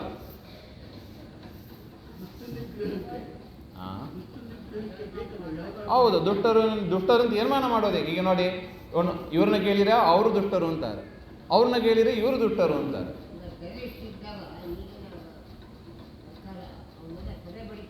ಹಾಂ ಹಾಂ ಹಾಗೆ ನೋಡಿ, ಸರಿಯಾಗಿ ಹೇಳಿದ್ರು ನೋಡಿ. ಟೆರರಿಸ್ಟ್ ಇದ್ದಾರೆ ಈಗ. ಆ ಟೆರರಿಸ್ಟ್ನೆಲ್ಲ ಏನು ಮಾಡಬೇಕು? ಪಕ್ಕದಲ್ಲಿ ಕೂಡಿಸ್ಕೊಂಡು ಎಲೆ ಹಾಕಿ ಬಡಿಸಿ ಬೇಗ ಊಟ ಮಾಡು ಅಂತ ಹೇಳಬೇಕು. ಅವರಿಗೆ ಏನು ಮಾಡಬೇಕು? ಯುದ್ಧ ಮಾಡಬೇಕು, ಮಾಡಬಾರ್ದು? ಮಾಡಲೇಬೇಕು. ಸೊ ಅದರಿಂದ ಸಮಾಜದಲ್ಲಿ ಅಲ್ಲ, ಈ ಡಾಕ್ಟರ್ ಮಾಡೋದು ಏನು ಹೇಳಿ? ಸಮಾಜದಲ್ಲಿ ಬಿಡಿ, ಶರೀರದಲ್ಲೇ ಗುಡ್ ಆಟಮ್ಸ್, ಗುಡ್ ಬ್ಯಾಕ್ಟೀರಿಯಾ, ಬ್ಯಾಡ್ ಬ್ಯಾಕ್ಟೀರಿಯಾ ಅಂತ ಎರಡಿದೆ ಅಂತ ಹೇಳ್ತಾರೆ. ಈ ಬ್ಯಾಡ್ ಬ್ಯಾಕ್ಟೀರಿಯಾ ಅವನ್ನೆಲ್ಲ ಟ್ಯಾಬ್ಲೆಟು, ಔಷಧಿ, ಕಷಾಯ ತೆಗೆದುಕೊಂಡು ಸಂಹಾರ ಮಾಡಬೇಕೋ ಮಾಡಬಾರ್ದು? ಹಾಂ, ಮಾಡಲೇಬೇಕು. ಮಾಡಿದರೆ ಏನು ಸಿಗ್ತದೆ? ದೇಹದ ಆರೋಗ್ಯ. ಮಾಡಿದರೆ ಏನು ಸಿಗ್ತದೆ? ದೇಹದ ಆರೋಗ್ಯ. ಇಲ್ಲದಿದ್ದರೆ ಅನಾರೋಗ್ಯ. ಅದೇ ರೀತಿಯಾಗಿ ಸಮಾಜದ ಆರೋಗ್ಯ, ಸಮಾಜದ ಆರೋಗ್ಯ ಅದು ಕಾಪಾಡಬೇಕು ಅಂದರೆ ಏನು ಮಾಡಬೇಕು? ಬ್ಯಾಡ್ ಬ್ಯಾಕ್ಟೀರಿಯಾ ಅಂತ ಯಾರ್ಯಾರಿದ್ದಾರೋ, ಬ್ಯಾಡ್ ಸೋಲ್ಸ್, ಟೆರರಿಸ್ಟ್ ಮುಂತಾದವರು, ಅವರನ್ನು ತೆಗೆದು ಹಾಕಲೇಬೇಕು. ಅವರು ಇರಲಿ, ನಾವು ಇರಲಿ, ಪಾಪ ಸ್ವಲ್ಪ ಅಗ್ರಿಮೆಂಟ್ ಹಾಕ್ಕೊಂಡು ಒಟ್ಟಿಗೆ ಯಾರನ್ನ ಕೇಳ್ತಾರ? ಅವರು ಸುಮ್ಮನೆ ಇರ್ಲಿಕ್ಕೆ ಬಿಡ್ತಾರ? ಅವರು ಬಿಡೋದಿಲ್ಲ, ಅವರನ್ನು ತೆಗೆದು ಹಾಕಲೇಬೇಕು. ಸೊ ಅದರಿಂದ ಕೃಷ್ಣ ಏನು ಹೇಳಿದ್ದು? ಈಗ ದುಷ್ಟರು ಅಂತ ತೀರ್ಮಾನ ಮಾಡೋದು ಹೇಗೆ? ಅಲ್ಲಿ ಪ್ರಶ್ನೆ ಬರೋದೇ ಅಲ್ಲಿ. ಈಗ ನೋಡಿ, ಟೆರರಿಸ್ಟನ್ನು ತೆಗೆದಾಕಬೇಕು, ಹೌದು, ಅದರಲ್ಲಿ 2ನೇ ಪಾಯಿಂಟ್ ಇಲ್ಲ ಅಂತ ಎಲ್ಲರೂ ಒಪ್ಪುವ ವಿಷಯ ಅದು. ಆದರೆ ಒಬ್ಬ ಹೇಳ್ತಾನೆ, ನಾನು ಟೆರರಿಸ್ಟ್ ಅಲ್ಲ, ನಾನು ಭಾರತ ದೇಶದ ಭಕ್ತ, ನಾನು. ಆದರೆ ನನ್ನಲ್ಲಿ ಏನಿಲ್ಲ? ವಿಷ್ಣು ಭಕ್ತಿ ಇಲ್ಲ. ವಿಷ್ಣು ಭಕ್ತಿ ಇಲ್ಲ. ಆದರೂ ಕೂಡ ನಾನು ಏನು ಕೆಡುಕಿಗೆ ಏನು ಮಾಡೋದಿಲ್ಲ. ಅಂಥವರನ್ನು ಸಂಹಾರ ಮಾಡಬೇಕು, ಮಾಡಬಾರ್ದು? ಮಾಡಬೇಕಾ? ನೋಡಿ, ಎಷ್ಟು ಗೊಂದಲವಾದ ಪ್ರಶ್ನೆ ನೋಡಿ. ಪ್ರಶ್ನೆಯಲ್ಲೇ ಎಷ್ಟು ಕಾಂಪ್ಲೆಕ್ಸ್ ಇದೆ ನೋಡಿ. ಯಾರನ್ನ ಸಂಹಾರ ಮಾಡಬೇಕು? ಭಗವದ್ಗೀತೆ ಯಾರನ್ನ ಹೇಳ್ತಾ ಇದೆ ಸಂಹಾರ ಮಾಡು ಅಂತ? ನಾರಾಯಣ ದ್ವಿಟ್ ತದ್ ಅನುಬಂಧಿ ನಿಗ್ರಹ ಏವ ಕ್ಷತ್ರಿಯಾನಾಂ ಪರಮೋ ಧರ್ಮ ತದ್ವಿರುದ್ಧ ಸರ್ವೋಪ್ಯಧರ್ಮ ಅಂತ ಹೇಳ್ತಾ ಇದ್ದಾರೆ. ಯಾರು ನಾರಾಯಣನ ದ್ವೇಷಿಗಳು ಪ್ಲಸ್ ಆ ದ್ವೇಷಿಗಳನ್ನು ಅನುಸರಿಸಿ ಅವರಿಗೆ ಸಪೋರ್ಟ್ ಮಾಡ್ತಾ ಯಾರಿದ್ದಾರೆ ಅವರೆಲ್ಲರೂ ಕೂಡ ವೈರಸ್ ಇದ್ದಾಗೆ, ಅಂದರೆ ಬ್ಯಾಡ್ ಬ್ಯಾಕ್ಟೀರಿಯಾ ಇದ್ದಾಗೆ. ಜೀರ್ಣಿಸಿಕೊಳ್ಳಿಕ್ಕೆ ಆಗ್ತದ ಈ ಮಾತು? ಜೀರ್ಣಿಸ್ಕೋಬೇಕು ಅಂತಾನೆ ಕೃಷ್ಣ. ಸೊ ಸಜ್ಜನರು ದುರ್ಜನರು ತೀರ್ಮಾನ ಮಾಡೋದು ಹೇಗೆ? ಪರಮಾತ್ಮ ಮೊನ್ನೆನೇ ನೋಡಿದ್ದೀವಿ. ಸಜ್ಜನರು ಅಂತ ತೀರ್ಮಾನ ಮಾಡೋದು ವಿಷ್ಣುವಿನಲ್ಲಿ ಭಕ್ತಿ ಇದ್ದರೆ ಸಜ್ಜನರು, ವಿಷ್ಣುವಿನಲ್ಲಿ ಭಕ್ತಿ ಇಲ್ಲ ದುರ್ಜನರು ಅಂತ ಎರಡು ಕ್ಯಾಟಗರಿ ಮಾಡಿದ್ದಾರೆ. ಸುಲಭ ಆಯಿತು ನೋಡಿ, ನಾವೇನು ತಲೆ ಕೆಡಿಸ್ಕೋಬೇಕಾಗಿದೆ. ಅದರಿಂದ ಅಂಥವರನ್ನು ನೋಡಿ, ನಾವು ಭೀಮಸೇನ ದೇವರ ರಾಜ್ಯದಲ್ಲಿ ನೋಡ್ತೀವಿ. ಯಾರಾದರೂ ದೇವರನ್ನು ವಿರೋಧ ಮಾಡಿ ಮಾತನಾಡಿದರೆ ಭೀಮಸೇನ ದೇವರು ಏನು ಮಾಡೋರು? ಆ ನಾಲಿಗೆಯನ್ನೇ ಕತ್ತರಿಸ್ಬಿಡೋರು. ನಾಲಿಗೆ ಇದ್ರೆ ತಾನೇ ಮಾತಾಡ್ತೀನಿ ನೀನು. ಯಾಕೆ? ನಾಲಿಗೆ ಕೊಟ್ಟದ್ದು ಯಾರು? ದೇವರು. ದೇವರು ಕೊಟ್ಟ ನಾಲಿಗೆಯನ್ನು ಹಿಡ್ಕೊಂಡು ದೇವರನ್ನೇ ವಿರೋಧ ಮಾಡ್ತೀಯಾ? ನಿನಗೆ ನಾಲಿಗೆನೇ ಬೇಡ. ಈ ರೀತಿಯಾಗಿ ಮಾಡಿದರೆ ದೇವರ ವಿರೋಧ ಯಾರು ಮಾತಾಡೋರು ಹೇಳಿ? ಈಗ ಬೆಳಗ್ಗೆದ್ರೆ ಪೇಪರಲ್ಲಿ ನ್ಯೂಸಲ್ಲಿ ಬರ್ತಾ ಇದೆ, ನಾವು ರಾಮನ ಶತ್ರುಗಳು. ಮಾಡ್ಕೊಳ್ಳಿ, ಏನಾದರೂ ಮಾಡ್ಕೊಳ್ಳಿ. ರಾಮ ಯಾವ ಕಾಲೇಜಲ್ಲಿ ಇಂಜಿನಿಯರಿಂಗ್ ಓದಿದ? ಇಂತಹ ಪ್ರಶ್ನೆಗಳೆಲ್ಲ ಬರ್ತದೆ. ಅಂದರೆ ಏನರ್ಥ? ರಾಮನನ್ನು ನಾವು ಒಪ್ಪೋದಿಲ್ಲ, ರಾಮ ದೇವರು ಸರ್ವೋತ್ತಮ ಅಂತ ನಾವು ಒಪ್ಪೋದಿಲ್ಲ. ಬೆಳಿಗ್ಗೆ ಎದ್ರೆ ನ್ಯೂಸ್ ಬರ್ತಾ ಇರ್ತದೆ, ಅವ್ರು ಹಂಗೆ ಹೇಳಿದರು ಹಿಂಗೆ ಹೇಳಿದರು, ಸನಾತನ ಧರ್ಮ ಇರಬಾರ್ದು, ಏನೇನೋ ಬರ್ತಾ ಇರ್ತದೆ ಹುಚ್ಚು ಹುಚ್ಚಾಗಿ. ಏನು ಮಾಡಬೇಕು? ಇವರೆಲ್ಲ ಸಜ್ಜನರು ದುರ್ಜನರು?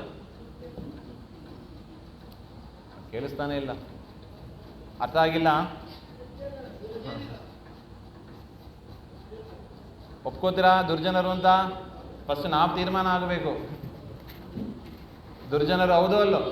ದುರ್ಜನ ಇಲ್ಲ ಅಂತ ಯಾರ ಇದ್ರೆ ಕೈ ಎತ್ರಿ. ದುರ್ಜನರೇ. ಸೊ ಅದರಿಂದ ಶಾಸ್ತ್ರ ಹೇಳೋದು ಇಷ್ಟೇ, ಯಾರು ಪರಮಾತ್ಮನ ವಿರೋಧ ಮಾಡ್ತಾರೋ ಅವರು ಬ್ಯಾಡ್ ಬ್ಯಾಕ್ಟೀರಿಯಾಸ್, ಅವರಿಂದ ಸಮಾಜಕ್ಕೆ ಹಾನಿನೇ. ಅದನ್ನು ಕ್ಷತ್ರಿಯರಾದವ ನಾಶ ಮಾಡಬೇಕು ಅಂತ ಶಾಸ್ತ್ರ ಹೊರಡಿದೆ. ಅದು ಯಾರಿಗೆ ಇದೆ? ಅಧಿಕಾರಿಗಳಿಗೆ ಇದೆ. ನಾನು ಮಾಡ್ತೀನಿ ನೀನು ಮಾಡ್ತೀನಿ ಅಂತ ನಾವು ನೀವು ತೆಗೆದುಕೊಳ್ಳಿಕ್ಕೆ ಬರೋದಿಲ್ಲ. ಅದು ಯಾರು ಅಧಿಕಾರಿಗಳು ಅಂಥವರನ್ನು ಸಂಹಾರ ಮಾಡಲಿಕ್ಕೆ ಅಂತ ಅಧಿಕಾರ ಯಾರಿಗೆ ಇದೆ? ಕ್ಷತ್ರಿಯರಿಗೆ ಇದೆ. ಅಂತಹ ಕ್ಷತ್ರಿಯರು ಮಾಡ್ಬೋದು ಅದನ್ನು, ಹೊರತು ಬೇರೆಯವರು ಮಾಡಲಿಕ್ಕಿಲ್ಲ. ಈಗ ಟೆರರಿಸ್ಟನ್ನು ಯಾರು ಸಂಹಾರ ಮಾಡ್ಬೋದು? ಪೊಲೀಸ್ ಅವರು, ಮಿಲಿಟರಿ ಅವರು ಮಾಡ್ಬೋದೇ ಹೊರತು ಸಾಮಾನ್ಯ ಮನುಷ್ಯರು ಅದನ್ನು ಮಾಡಲಿಕ್ಕೆ ಬರೋದಿಲ್ಲ. ಹಾಗೆ ಹೇಗೋ ಅದೇ ರೀತಿಯಾಗಿ ಈ ಸಮಾಜದ ದುಷ್ಟ ಜನರು ಅಂತ ಯಾರಿದ್ದಾರೆ ಅವರನ್ನೆಲ್ಲ ಸಂಹಾರ ಮಾಡೋದಕ್ಕೆ ಸಮರ್ಥನಾದ ಕ್ಷತ್ರಿಯ ಮಾಡಬೇಕೇ ಹೊರತು ಆ ಕ್ಷತ್ರಿಯನೇ ಕಾಡಿಗೆ ಹೋಗಿ ಕೂತ್ಕೊಂಡ್ಬಿಟ್ರೆ ಗತಿ ಏನು? ಡಾಕ್ಟರು ಕಾಡಿಗೆ ಹೋಗಿ ಕೂತ್ಕೊಂಡ್ಬಿಡ್ತಾರೆ, ನಾನು ನಾಳೆಯಿಂದ ಶಸ್ತ್ರಚಿಕಿತ್ಸೆ ಮಾಡೋದಿಲ್ಲ. ಎಂಥ ಬ್ಯಾಕ್ಟೀರಿಯಾನೆಲ್ಲ ಕೊಲ್ಲಬೇಕಾಗ್ತದಪ್ಪ, ನನ್ನಿಂದ ಆಗೋದೇ ಇಲ್ಲ, ನಾ ಎಲ್ಲರನ್ನೂ ಕ್ಷಮಾ ಮಾಡ್ತೀನಿ, ಎಲ್ಲ ಬ್ಯಾಕ್ಟೀರಿಯಾಸನ್ನು ನಾನು ಕ್ಷಮೆ ಮಾಡ್ತಾ ಇರ್ತೀನಿ, ಯಾರನ್ನು ಯಾವ ಬ್ಯಾಕ್ಟೀರಿಯಾನು ಕೊಲ್ಲೋದಿಲ್ಲ. ದಯೆ ತೋರಿಸ್ಬೇಕೋ ಬೇಡವೋ? ದಯೆ ತೋರಿಸ್ಬೇಕೋ ಬೇಡವೋ? ತೋರಿಸ್ಬಾರ್ದು. ನೋಡಿ, ಯಾರ ಮೇಲೆ ತೋರಿಸ್ಬೇಕೋ ಅವ್ರ ಮೇಲೆ ದಯೆ ತೋರಿಸ್ಬೇಕು, ಯಾರ ಮೇಲೆ ದಯೆ ತೋರಿಸಬಾರ್ದು ಅವ್ರ ಮೇಲೆ ದಯೆ ತೋರಿಸಬಾರ್ದು. ಇದು ಶಾಸ್ತ್ರ ಹೇಳಕ್ಕೆ ಹೊರಟಿರೋದು. ಸೊ ಅದರಿಂದ ಈ ಧರ್ಮರಾಜನ ಕ್ಯಾಟಗರಿ ಏನು? ಧರ್ಮರಾಜ ಏನು ಯೋಚನೆ ಮಾಡ್ತಾ ಇದ್ದ? ದುರ್ಯೋಧನ ಕ್ಷಮಿಸಿ ಬಿಡೋಣ, ಏನಾಯ್ತಂತೆ? ಕ್ಷಮಾ ಪರಮೋ ಧರ್ಮ, ಅಹಿಂಸಾ ಪರಮೋ ಧರ್ಮ. ಹಿಂಸೆ ಬೇಡ, ಅಹಿಂಸೆ, ಕ್ಷಮೆ ಮಾಡಿ ಬಿಟ್ಬಿಡ. ಅಂದರೆ ಒಂದು ರೀತಿಯಲ್ಲಿ ಪೊಲೀಸ್ ಅವರು, ಮಿಲಿಟರಿ ಅವರೆಲ್ಲ ಶತ್ರುಗಳನ್ನು ಕ್ಷಮೆ ಮಾಡಿ ಬಿಟ್ಬಿಟ್ಟಿದ್ರೆ ಏನಾಗ್ತಾ ಇತ್ತು? ಲಾ ಆ್ಯಂಡ್ ಆರ್ಡರ್ ಅಂತ ಹೇಳ್ತಾರೆ ನೋಡಿ, ಎಲ್ಲಿ ಹೋಗ್ತಾ ಇತ್ತು? ಇಷ್ಟು ಇದ್ರೇ ರೂಲ್ಸ್ ಇದ್ದರೂ ಕೂಡ ತಪ್ಪು ಮಾಡ್ತಾ ಇದ್ದಾರೆ ಅಂತ ಆದಮೇಲೆ ಇನ್ನು ಅವರೆಲ್ಲರನ್ನೂ ಕ್ಷಮಾ ಮಾಡ್ತಾ ಕೂತಿದ್ರೆ ಪೊಲೀಸವರು ಏನಾಗ್ತಾ ಇತ್ತು? ಸಮಾಜದಲ್ಲಿ ಒಳ್ಳೆಯದು ಆಗೋದಿಲ್ಲ ಇದು. ಆದರೆ ಧರ್ಮರಾಜನಲ್ಲಿ ಆ ಒಂದು ಪ್ರವೃತ್ತಿ ಮೊಳಕೆ ಬಿಡ್ತಾ ಇದೆ. ಇದನ್ನು ತೆಗಿಬೇಕೋ ತೆಗಿಬಾರ್ದು? ತೆಗಿಬೇಕು. ನೋಡಿ, ಇಂಥ ಒಂದು ಮೊಳಕೆ ನಮ್ಮಲ್ಲಿ ಇದೆಯಾ? ನಮ್ಮಲ್ಲಿ ಇಲ್ವಾ? ಇದೆಯಾ? ಇದೆಯೋ ಇಲ್ವೋ? ಎಲ್ಲಿದೆ? ಯಾವ ವಿಷಯದಲ್ಲಿ?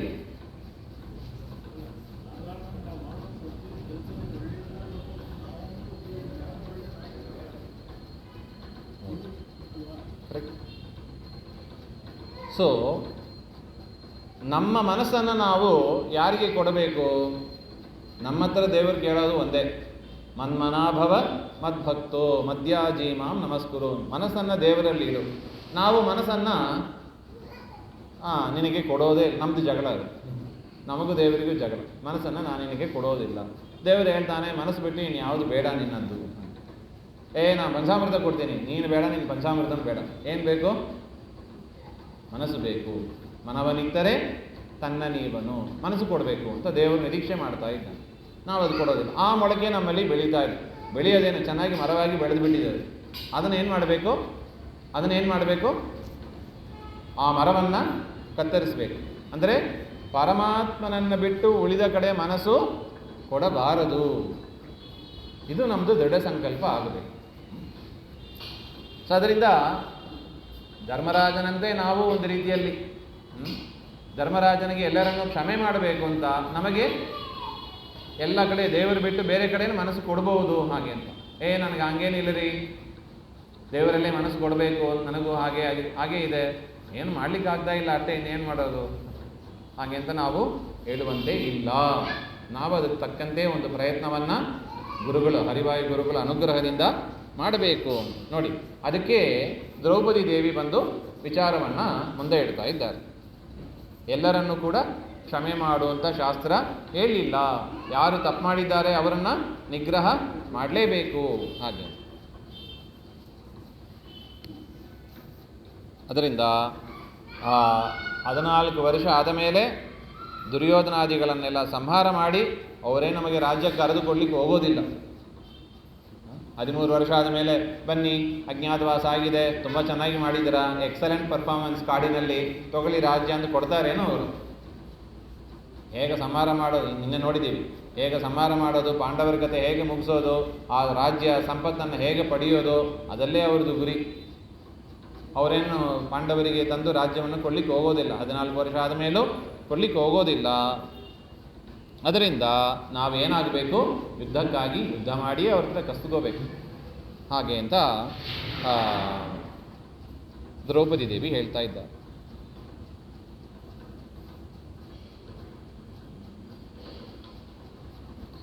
ಈ ರೀತಿಯಾಗಿ ಎಲ್ಲ ಮಾತಾಡು ಹಾಗೆ ಅಂತ ದ್ರೌಪದಿ ದೇವಿಗೆ ಹೇಳಿದ್ಯಾರು? ಭೀಮಸೇನ ದೇವಿ.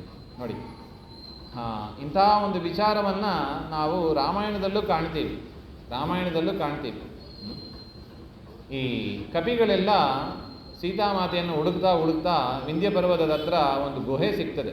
ಅಲ್ಲೇ ಹೋಗಿ ಇರ್ತಾರೆ ಅವರು. ಅಲ್ಲೇ ಹೋಗಿ, ಯದ್ಯಪಿ ಒಳ್ಳೆಯ ಜೀವರೇ. ಯಾರು? ಅಂಗದ, ಜಾಂಬವಂತ ಮುಂತಾದವರು, ತಾರ, ಬೃಹಸ್ಪತಿ ಆಚಾರ್ಯರೇ ತಾರ ಎನ್ನುವ ಕಪಿಯಾಗಿ, ಚಂದ್ರನೇ ಅಂಗದನಾಗಿ ಬಂದದ್ದು, ಎಲ್ಲ ದೇವತೆಗಳು. ಅವರ ವಿಚಾರ ಏನಿತ್ತು? ಹೇಗಿದ್ರು ಗುಹೆ ಇಲ್ಲಿದೆ, ತುಂಬ ಭಯಾರಿದ್ರು, ಒಳ್ಳೆಯ ವಾತಾವರಣ, ತೋಟ ಚೆನ್ನಾಗಿತ್ತು, ಇಲ್ಲೇ ಇದ್ಬಿಡೋಣ. ಸೀತಾದೇವಿ ಅಂತೂ ಸಿಗ್ತಾ ಇಲ್ಲ. ಸುಗ್ರೀವ ಕೊಟ್ಟದ್ದು 30 ದಿವಸ ಮುಗಿದೋಯ್ತು. 30 ದಿವಸದಲ್ಲಿ ಸೀತೆಯನ್ನು ಹುಡುಗ್ಲಿಕ್ಕಾಗಿಲ್ಲ. ವಾಪಸ್ ಹೋದರೆ ಸುಗ್ರೀವ ತಲೆ ತೆಗಿತಾನೆ. ಸುಗ್ರೀವನ ಆಜ್ಞೆಯಿಂದ ಮೊದಲೇ ಹೇಳಿ ಕಳಿಸಿದ್ದ. ಅದರಿಂದ ಈ ರಾಮನಿಂದ ನಮಗೇನು ಆಗಬೇಕಾಗಿದೆ? ಏನೋ ವನವಾಸಿ ಅವನು, ಬಿಲ್ಲು ಬಾಣ ಹಿಡ್ಕೊಂಡು ತಿರುಗ್ತಾ ಕೂತಿರ್ತಾನೆ. ಅದರಿಂದ ಸುಗ್ರೀವನಿಂದಲೂ ನಮಗೇನಿಲ್ಲ, ರಾಮನಿಂದಲೂ ನಮಗೇನಿಲ್ಲ. ವಾತಾವರಣ ಅಂತೂ ಚೆನ್ನಾಗಿದೆ. ಇಲ್ಲೇ ನಾವು ನಮ್ಮದೇ ಒಂದು ಸಣ್ಣ ರಾಜ್ಯ ಥರ ಮಾಡ್ಕೊಂಡ್ಬಿಟ್ಟು ಸೆಟ್ಲ್ ಆಗಿಬಿಡೋಣ. ನೋಡಿ, ಧರ್ಮರಾಜನ ವಿಚಾರ ಹೇಗಿದೆ, ಅಲ್ಲಿ ಜಾಂಬವಂತ, ಅಂಗದ, ಜಾಂಬವಂತ, ತಾರ, ಅವರ ತಾರಾನೇ ಪ್ರಧಾನ, ಅವರ ವಿಚಾರ ಹೇಗಿದೆ? ಇಲ್ಲೇ ಸೆಟ್ಲ್ ಆಗಿಬಿಡ. ಯಾಕೆ ರಾಮನ ಹತ್ರ ಯಾಕೆ ಹೋಗಬೇಕು? ಬೇಡ. ಹಾಗೆ ಅಲ್ಲಿ ಎಲ್ಲರೂ ಹೇಳ್ತಾರೆ. ಎಲ್ಲರೂ ಸಜೆಷನ್ ಕೇಳಿದಾಗ ಎಲ್ಲರೂ ಒಪ್ಪಿಗೆ ಕೊಟ್ಟುಬಿಟ್ರು. ಹೌದು, ನೀವು ಹೇಳೋದು ಸರಿಯೇ, ಸುಗ್ರೀವನ ಮಾತನಲ್ಲಿ ಕೇಳಿಗೆ ಹೋಗ್ತಾನೆ, ತಲೆ ತೆಗೆಯೋದೆ, ಸುಮ್ಮನೆ ಇಲ್ಲೇ ಇದ್ಬಿಡೋಣ, ವಾಸಿ ಅದು. ಹಾಗೆ ಹನುಮಂತನ ಹತ್ರ ಕೇಳ್ತಾರೆ. ಹನುಮಂತ ಕೇಳಿದರೆ ಹನುಮಂತ ದೇವರು ಏನು ಹೇಳಬೇಕು? ನೋಡಪ್ಪ, ನಿಮಗೆ ರಾಮನ ಪರಾಕ್ರಮ ಏನು ಅಂತ ನಿಮಗೆ ಗೊತ್ತಿಲ್ಲ. ರಾಮ ಎಲ್ಲೋ ದೂರದಲ್ಲಿ ಇದ್ದಾನೆ ಅಂತ ತಿಳ್ಕೊಂಡಿದ್ದೀರಿ. ರಾಮ ಎಲ್ಲಿದ್ದಾನೆ? ನಿಮ್ಮೊಳಗೆ ಇದ್ದಾನೆ, ನಿಮ್ಮೊಳಗೆ ಇದ್ದಾನೆ. ಅದರಿಂದ ರಾಮನಿಗೆ ಗೊತ್ತಿಲ್ಲದೆ ನಾವೇನಾದರೂ ಕಾರ್ಯವನ್ನು ಮಾಡಬಹುದು ಅಂತ ನೀವು ಕನಸು ಕಾಣಬೇಡಿ. ನೀವು ಮಾತನಾಡೋದು, ನೀವಿಲ್ಲಿ ಮಾಡುವ ಚೇಷ್ಟೆ, ಪ್ರತಿಯೊಂದು ಜ್ಞಾನವೂ ಯಾರಿಗೆ ಇದೆ? ರಾಮಚಂದ್ರ ದೇವರಿಗೆ ಇದೆ. ಅದರಿಂದ ಸುಮ್ಮನೆ ನಡೀರಿ. ಇಲ್ಲ, ನೀನು ಹೇಳಿದಾಗ ನಾನು ಕೇಳೋದಿಲ್ಲ ಹಾಗೆಂದರೆ 2 ಕೊಟ್ಟಾದರೂ ನಿಮ್ಮನ್ನು ನಾನು ರಾಮನ ಹತ್ರ ಕರೆದುಕೊಂಡು ಹೋಗ್ತೀನಿ, ಸುಮ್ಮನೆ ನಡೀರಿ ಅಂತ ಹೇಳಿದಾಗ ಎಲ್ಲರೂ ನಡ್ಕೊಂಡು ಹೋದರು. ಹಾಗೆ ಮುಂದೆ ಸುಂದರಕಾಂಡ, ಸೀತಾಕೃತಿ ನೋಡಿ ಬಂದರು. ರಾಮನ ಪಾದಕ್ಕೆ ತಾನು ಕೊಟ್ಟ ಮಾತಿನಂತೆ ಹನುಮಂತ ದೇವರು ಎಲ್ಲರನ್ನೂ ಕೂಡ ರಾಮನ ಪಾದದಲ್ಲಿ ತೆಗೆದುಕೊಂಡು ಸೇರಿಸ್ತಾರೆ. ಹನುಮಂತನ ನಂಬಿಕೆ ಮೋಸ ಹೋಗಲಿಲ್ಲ. ಅದೇ ರೀತಿಯಾಗಿ ಇಲ್ಲೂ ಧರ್ಮರಾಜ ಏನು ಮಾಡ್ತಾನೆ? ತಾನು ಇಲ್ಲೇ ಇದ್ದು ಬಿಡೋಣ, ರಾಜ್ಯ ಹೋಗೋದೇ ಬೇಡ ಹಾಗೆ ಅಂತ. ಈ ರೀತಿಯಾಗಿ ಭೀಮಸೇನ ದೇವರು ತಾನು ಹೇಳಿಲ್ಲ, ದ್ರೌಪದಿಯ ಮುಖಾಂತರ ಮೊದಲು ವಿಷಯವನ್ನು ಹೇಳಿ ಕಳಿಸ್ತಾರೆ. ಅವರು ಕೂಡ ಹೇಳ್ತಾ ಇದ್ದಾರೆ, ನೈವ ಕ್ಷಮ ಕುಜನತಾಸು ನೃಪಸ್ಯ ಧರ್ಮ. ಕ್ಷಮೆ ನೋಡಿ, ಸರಿಯಾಗಿ ಗಮನಿಸಬೇಕು. ಕ್ಷಮೆಯೇ ಮಾಡಬಾರದು ಅಂತ ದ್ರೌಪದಿ ದೇವಿ ಹೇಳಿಲ್ಲ. ಯಾರಲ್ಲಿ ಕ್ಷಮೆ ತೋರಿಸಬಾರ್ದು? ದುಷ್ಟ ಜನರಲ್ಲಿ. ದುಷ್ಟ ಜನ ಅಂತ ಕನ್ಫರ್ಮ್ ಆದ ಮೇಲೆ ಅವರಲ್ಲಿ ನಾವು ಕ್ಷಮೆ ತೋರಿಸಬಾರದು. ಯಾಕೆ? ಅವರೆಂಥವರು? ದುಷ್ಟರು. ಇಷ್ಟು ಹೇಳಿದಾಗ ಯುಧಿಷ್ಠಿರ ಏನು ಹೇಳ್ತಾನೆ? ಪರಮ ಕ್ಷಮೈವ ಸರ್ವತ್ರ. ಶ್ರೇಷ್ಠವಾದ ಧರ್ಮ ಅಂದರೆ ಯಾವುದು? ಕ್ಷಮೆನೇ. ಅಹಿಂಸಾ ಪರಮೋ ಧರ್ಮ. ತದ್ ವಿಧೃತಮೇವ ಜಗತ್ ಸಮಸ್ತಂ. ನೋಡಿ ಯುಧಿಷ್ಠಿರನ ಪಾಯಿಂಟ್ ನೋಡಮ್ಮ. ಎಲ್ಲದಕ್ಕೂ ಜಗಳ ಅಂತ ಆಗ್ತಾ ಇರ್ತೀಯಲ್ಲ, ದುಷ್ಟರನ್ನು ಸಂಹಾರ ಮಾಡಬೇಕು ಅಂತ. ಈ ಜಗತ್ತು ನಡೆಯೋದೇ ಯಾವುದರಿಂದ? ಕ್ಷಮೆ ಇರೋದರಿಂದ. ಹೌದಾ? ತಪ್ಪು ಮಾಡದೆ ಯಾರಿರ್ತಾರೆ? ಎಲ್ಲರೂ ತಪ್ಪು ಮಾಡೋವರೇ.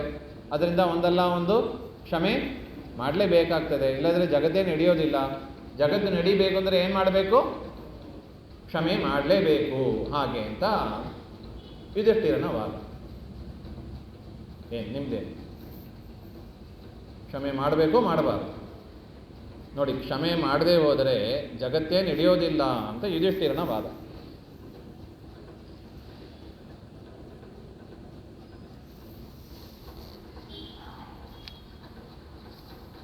ಈ ರೀತಿಯಾಗಿ ಹೇಳಿದಾಗ ಕರ್ತಾಚ ಸರ್ವಜಗತಃ ಸುಖದುಃಖಯೋರ್ಹಿ ನಾರಾಯಣಸ್ತದನುದತ್ತಂ ಇಹಾಸ್ಯ ಸರ್ವಂ ತಸ್ಮಾನ್ನ ಕೋಪ ವಿಷಯೋಸ್ತಿ ಕುತಶ್ಚ ಕಶ್ಚಿತ್ ತಸ್ಮಾ ಕ್ಷಮೈವ ಸಕಲೇಶು ಪರೋಸ್ಯ ಧರ್ಮ. ಇನ್ನೊಂದು ಕಾರಣವನ್ನು ಹೇಳ್ತಾ ಇದ್ದಾರೆ ನೋಡಿ.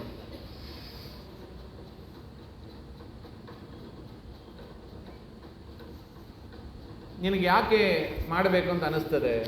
ದುರ್ಯೋಧನಾದಿಗಳನ್ನು ಸಂಹಾರ ಮಾಡಬೇಕು ಅಂತ ಯಾಕೆ ಅನಿಸ್ತದೆ?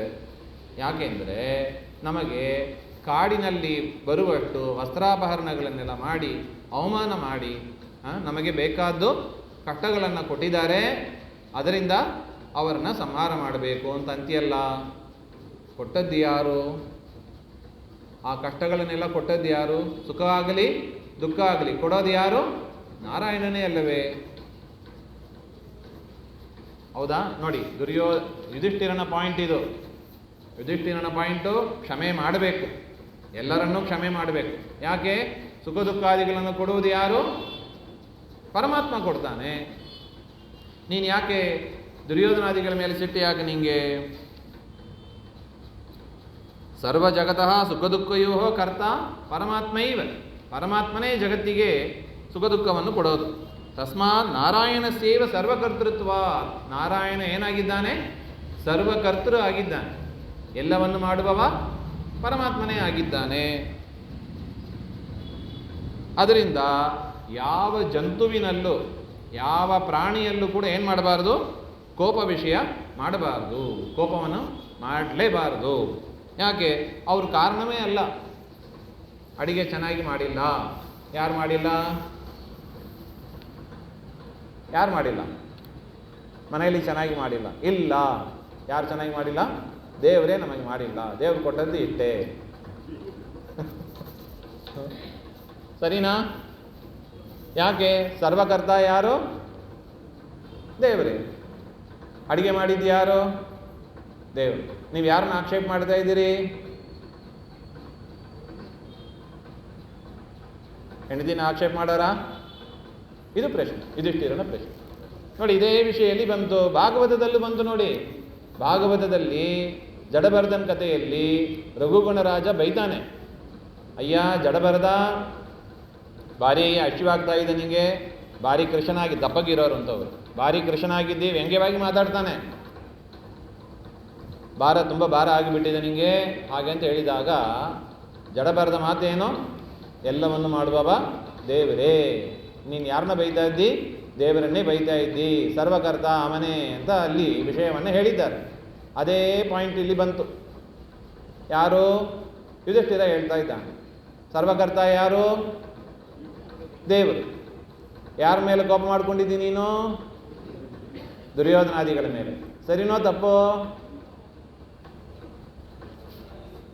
ಅಲ್ಲ, ಡೈಜೆಸ್ಟ್ ಆಗ್ತಾ ಇದೆಯಾ? ಅರ್ಥ ಆಗ್ತಾ ಇದೆಯಾ? ನೋಡಿ, ದ್ರೌಪದಿ ದೇವಿಯ ಪಾಯಿಂಟ್ ಒಂದು ಕಡೆ, ಯುಧಿಷ್ಠಿರನ ಪಾಯಿಂಟ್ ಒಂದು ಕಡೆ, ಎರಡು ಅರ್ಥ ಆದ್ರೇ ಮುಂದೆ ಹೋಗೋದು. ಎಲ್ಲ ಸರ್ವಕರ್ತ ನಾರಾಯಣ ಅಂತ ಆದ ಮೇಲೆ ದುರ್ಯೋಧನಾದಿಗಳ ಮೇಲೆ ಕೋಪ ಯಾಕೆ?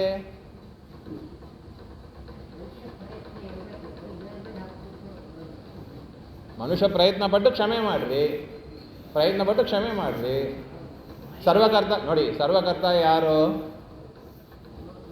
ನೀವು ಯಾರನ್ನ ಹಾಗೆ ನೀವು ಶಿಕ್ಷೆ ಕೊಡಬೇಕು, ಕೋಪ ಮಾಡ್ಕೋಬೇಕಂದ್ರೆ ಯಾರ ಮೇಲೆ ಪಡಬೇಕು? ಕೊಟ್ಟವ್ರ ಮೇಲೋ ಇನ್ನೊಬ್ಬರ ಮೇಲೋ?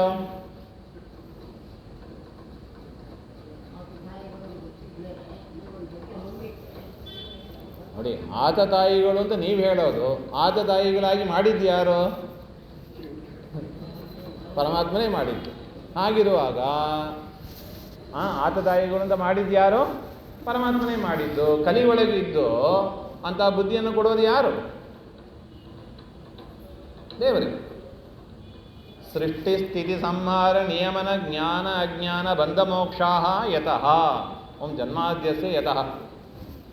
ನಿಯಮನ ಎಲ್ಲವನ್ನು ಮಾಡುವವ ದೇವರೇ.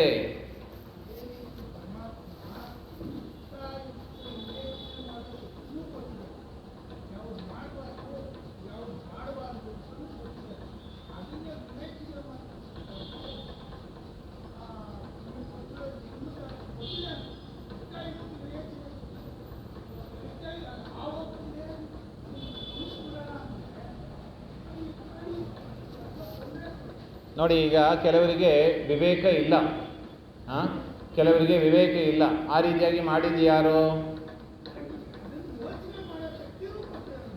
ಅದು ಕೊಟ್ಟದ್ದು ಯಾರು? ಕೆಲವರಿಗೆ ಕೊಟ್ಟಿದ್ದಾನೆ, ಕೆಲವರಿಗೆ ಕೊಟ್ಟಿಲ್ಲ. ಯಾರ್ದು ತಪ್ಪು? ಕರೆಕ್ಟಪ್ಪ.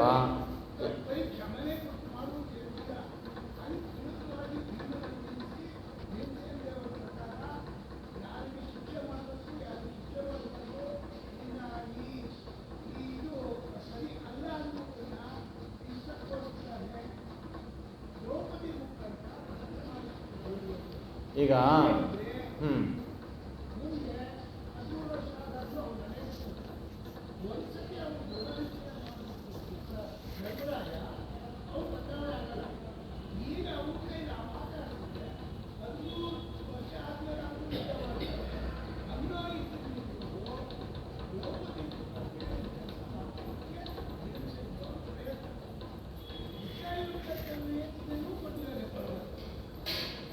ಯುಧಿಷ್ಠಿರನಿಗೆ ಕೊಟ್ಟಿಲ್ಲಲ್ಲ,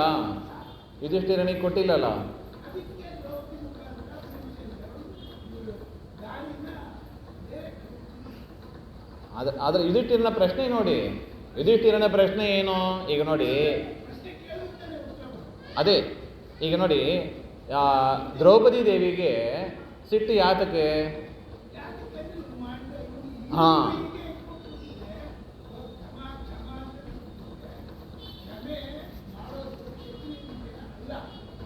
ಅಲ್ಲ, ಅದು ಸರಿ ಅಲ್ಲ, ಸರಿ, ಹೌದು, ಕರೆಕ್ಟ್. ಆದರೆ ಈ ಪ್ರಶ್ನೆ ಒಂದು, ಈಗ ನೋಡಿ, ಸರಿ,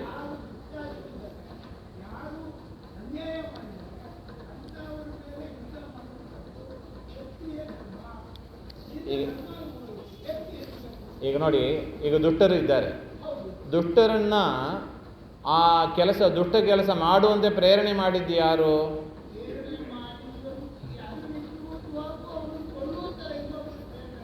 ಅದು ಬೇರೆ.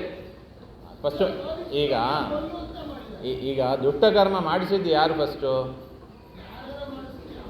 ಇಲ್ಲ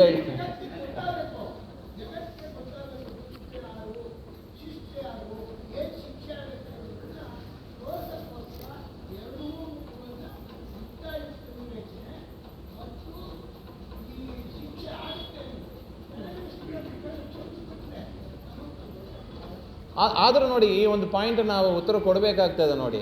ಎಲ್ಲ ಕೆಲಸ ಮಾಡೋದು ದೇವರು ಅಂತ ಆದಮೇಲೆ ಆ ದುಷ್ಟ ಕೆಲಸ ಮಾಡಿದ ವ್ಯಕ್ತಿ ಮೇಲೆ ದ್ವೇಷ ಯಾತಕ್ಕೆ?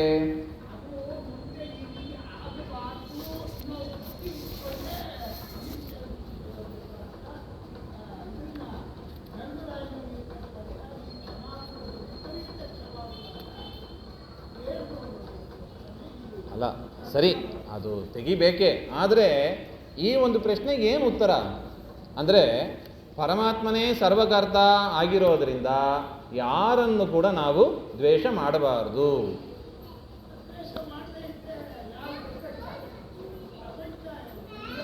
ನೋಡಿ, ಅದನ್ನೇ ಈಗ ದೇವರು ರಕ್ಷಣೆ ಮಾಡ್ತಾನೋ ಇಲ್ಲೋ? ಎಲ್ಲ ಕೆಲಸ ದೇವರೇ ಮಾಡಿದ ಅಂತ ಆದ ಮೇಲೆ ಕ್ಷಮೆ ಮಾಡಿಬಿಟ್ರು ಕೂಡ ದೇವರೇ ರಕ್ಷಣೆ ಮಾಡ್ತಾನೆ. ಯಾಕೆ ಸುಮ್ಮನೆ ಜಗಳ ಹಾಕಬೇಕು? ಅಹಿಂಸಾ ಪರಮೋ ಧರ್ಮ ಸರಿಗುಂಟಲ್ಲ ಹಾಗೆ ಅಂತ ಯುಧಿಷ್ಠಿರನ ವಾದ.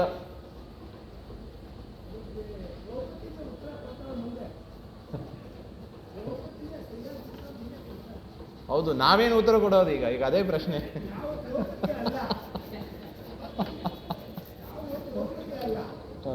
ಇಲ್ಲ, ಇದು ಯಾತಕ್ಕೆ ಹೇಳ್ತೀವಿ ಅಂದರೆ, ಇಂಥ ಪ್ರಶ್ನೆಗಳು ನಮ್ಮ ಮನಸ್ಸಿನಲ್ಲಿ ತುಂಬ ಇರುತ್ತವೆ. ಇಂಥ ಪ್ರಶ್ನೆಗಳು ನಮ್ಮ ಮನಸ್ಸಿನಲ್ಲಿ ತುಂಬ ಏನು ಮಾಡಬೇಕು, ಏನು ಮಾಡಬಾರ್ದು. ಮೇಲ್ನೋಟಕ್ಕೆ ಸರಿ ಅಂತ ಅನಿಸ್ತದೆ, ಎಲ್ಲ ದೇವರೇ ಮಾಡೋದು. ಫಸ್ಟ್ ಆ ಚಿಂತನೆ ನಮಗೆ ಬರೋದಿಲ್ಲ ಬಿಡಿ. ದೇವರನ್ನ ಮರೆತು ನಾನೇ ಅಂತ ಎಲ್ಲ ಕಡೆ ಹೇಳ್ತಾ ಕೂತಿರ್ತೀವಿ. ಆದರೆ ದೇವರು ಮಾಡಿದ ನಾವೆಲ್ಲ ಆಸ್ತಿಕರೇ, ನಾವೇನು ಆಸ್ತಿಕರಲ್ಲ, ದೇವರಿದ್ದಾನೆ ಅಂತ ಒಪ್ಪುವವರೇ. ಹಾಗಿರುವಾಗ ಎಲ್ಲ ಕೆಲಸ ದೇವರು ಮಾಡ್ತಾನೆ ಅಂತ ಆದಮೇಲೆ ಒಂದು ವ್ಯಕ್ತಿಯನ್ನು ನಾವು ದ್ವೇಷ ಯಾಕೆ ಮಾಡಬೇಕು? ಸರಿ, ನಾವಂತೂ ಕ್ಷತ್ರಿಯರಲ್ಲ, ಬ್ರಾಹ್ಮಣರು ಹೇಗಿರಬೇಕು? ಬ್ರಾಹ್ಮಣರಾಗಿರ್ಬೋದಾ? ಅಷ್ಟಾರು ಒಪ್ತೀವ ನಾವು? ಆದರೂ ಕೂಡ ನಾವು ಯಾಕೆ ದ್ವೇಷ ಮಾಡ್ತೀವಿ? ಇದು ನಮ್ಮ ಮುಂದೆ ಇರುವ ಒಂದು ಪ್ರಶ್ನೆ. ಆ ಒಂದು ಪ್ರಶ್ನೆಯನ್ನು ಸ್ವಲ್ಪ ಬದಲಾಯಿಸೋಣ. ಯುಧಿಷ್ಠಿರನ ಮಾತನ್ನು ಎತ್ತಿ ಹಿಡಿಯುವುದು ಅಂತ ಆದರೆ, ಕ್ಷತ್ರಿಯರಿಗೆ ಬೇಕಾದ ದ್ರೌಪದಿ ಕೊಡುವ ಉತ್ತರ, ಭೀಮಸೇನ ದೇವರು ಕೊಡುವ ಉತ್ತರ ಸರಿಗೆ ಹೋಗ್ತದೆ. ಆದರೆ ಸಾಮಾನ್ಯ ಮನುಷ್ಯರು ಅವರು ಇರುವ ದ್ವೇಷವನ್ನು ತೆಗೆಯುವ ಕ್ರಮ ಹೇಗೆ? ಆಲ್ರೆಡಿ ಕೆಲವ್ರ ಮೇಲೆ ದ್ವೇಷ ಇದೆ. ದ್ವೇಷ ಅಂದರೆ ಆಫೀಸಲ್ಲೂ ದ್ವೇಷ, ಕಾಲೇಜಲ್ಲೂ ದ್ವೇಷ, ಮಠಗಳಲ್ಲಿ ದ್ವೇಷ ಮತ್ತು ಮನೆಯಲ್ಲೂ ದ್ವೇಷ ಇದೆ. ಒಬ್ಬರನ್ನ ಕಂಡ್ರೂ ಒಬ್ಬರಿಗೆ ಆಗೋದಿಲ್ಲ. ಆಗೋದಿಲ್ಲ ರೀ ನಮಗೆ. ಹೌದಾ? ನಿಮ್ಮ ಅನುಭವ ಏನು?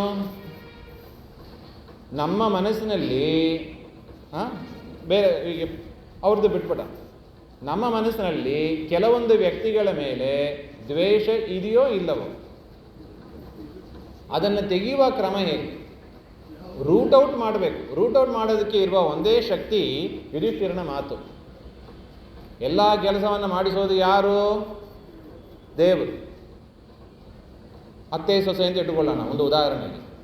ಅತ್ತೆ ಸೊಸೆ ತುಂಬ ಪ್ರಸಿದ್ಧ, ಅದು ಆಗೋದೇ ಇಲ್ಲ ಅವರಿಗೆ. ಅತ್ತೆ ಕಂಡ್ರೆ ಸೊಸೆಗೆಲ್ಲ, ಸೊಸೆ ಕಂಡ್ರೆ ಅತ್ತೆಗೆಲ್ಲ.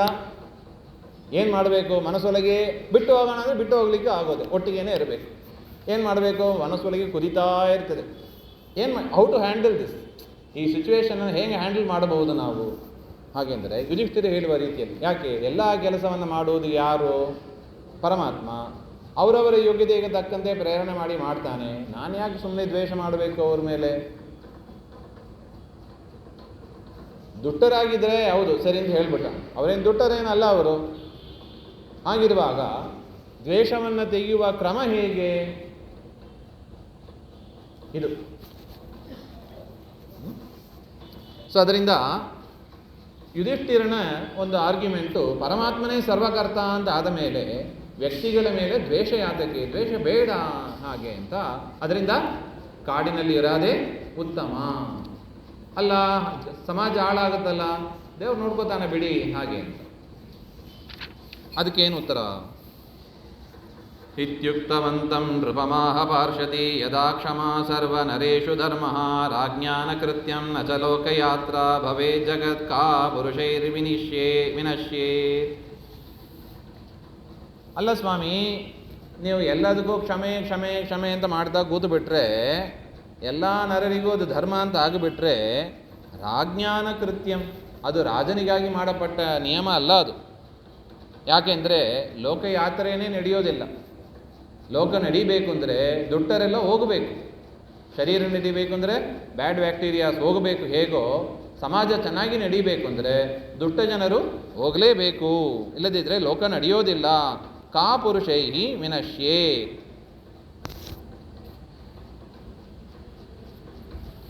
ನಿಯಾಮಕ ಇಲ್ಲ ಅಂತ ಆಗಿಬಿಡ್ತಾರೆ, ಪೊಲೀಸವರು ನಿಯಮನ ಒಂದು ಇಲ್ಲ ಅಂತ ಆಗಿಬಿಡುತ್ತದೆ. ಅದರಿಂದ ಸಮಾಜದಲ್ಲಿ ದುಷ್ಟಶಕ್ತಿಗಳು ಜಾಸ್ತಿ ಆಗ್ತಾರೆ, ಅದರಿಂದ ಬದುಕೋದೇ ಕಷ್ಟ ಆಗ್ತದೆ. ಅದರಿಂದ ಕ್ಷತ್ರಿಯನಾದವ ಎಲ್ಲರಲ್ಲೂ ಕ್ಷಮೆಯನ್ನು ಮಾಡಬಾರದು ಹಾಗೆ ಅಂತ ಇಷ್ಟು ಹೇಳಿ ನೋಡಿ, ಒಂದು ಸುಂದರವಾದ ಒಂದು ಶಾಸ್ತ್ರೋಕ್ತ ರೀತಿಯ ಒಂದು ಕಾರಣ. ನಾವಿಷ್ಟು ತನಕ ಏನು ಹೇಳಿದ್ದು, ಏನೋ ಒಂದು ಕಾರಣ ಎಲ್ಲರೂ ಮಾಡಿಬಿಟ್ರೆ ಸರಿ ಹೋಗಲ್ಲ ಅಂತ ಅಷ್ಟೇ ಹೇಳ್ತಾ ಇದ್ದೀವಿ. ಇನ್ನೊಂದು ಮಾತನ್ನು ಹೇಳ್ತಾ ಇದ್ದಾರೆ ನೋಡಿ. ಸತ್ಯಂ ಚ ವಿಷ್ಣು ಸಕಲ ಪ್ರವರ್ತಕೋ ರಮಾ ವಿರಿಂಚೇಶ ಪುರಸ್ಸರಾಶ್ಚ ಕಾಷ್ಟಾದಿವತ್ ತದ್ವಶಗಾ ಸಮಸ್ತಾಃ ತಥಾಪಿ ನ ವ್ಯರ್ಥ ಪೌರುಷಸ್ಯ.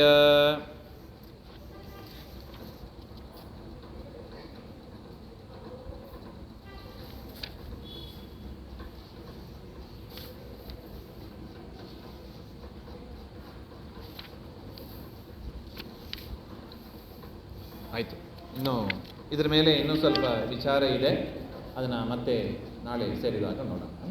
ಎಸ್ ಸರ್ವಗುಣ ಸಂಪೂರ್ಣ ಸರ್ವದೋಷ ವಿವರ್ಜಿತ ಪ್ರಿಯತಾಂ ಪ್ರೀತೆ ಬಾಲಂ ವಿಷ್ಣುರ್ಮೇ ಪರಮ ಸುಹೃತ್ ಶ್ರೀಮಧ್ವಾಂತರ್ಗತ ಶ್ರೀ ಕೃಷ್ಣಾರ್ಪಣಮಸ್ತು. ಶ್ರೀ ಹರೇ ನಮಃ.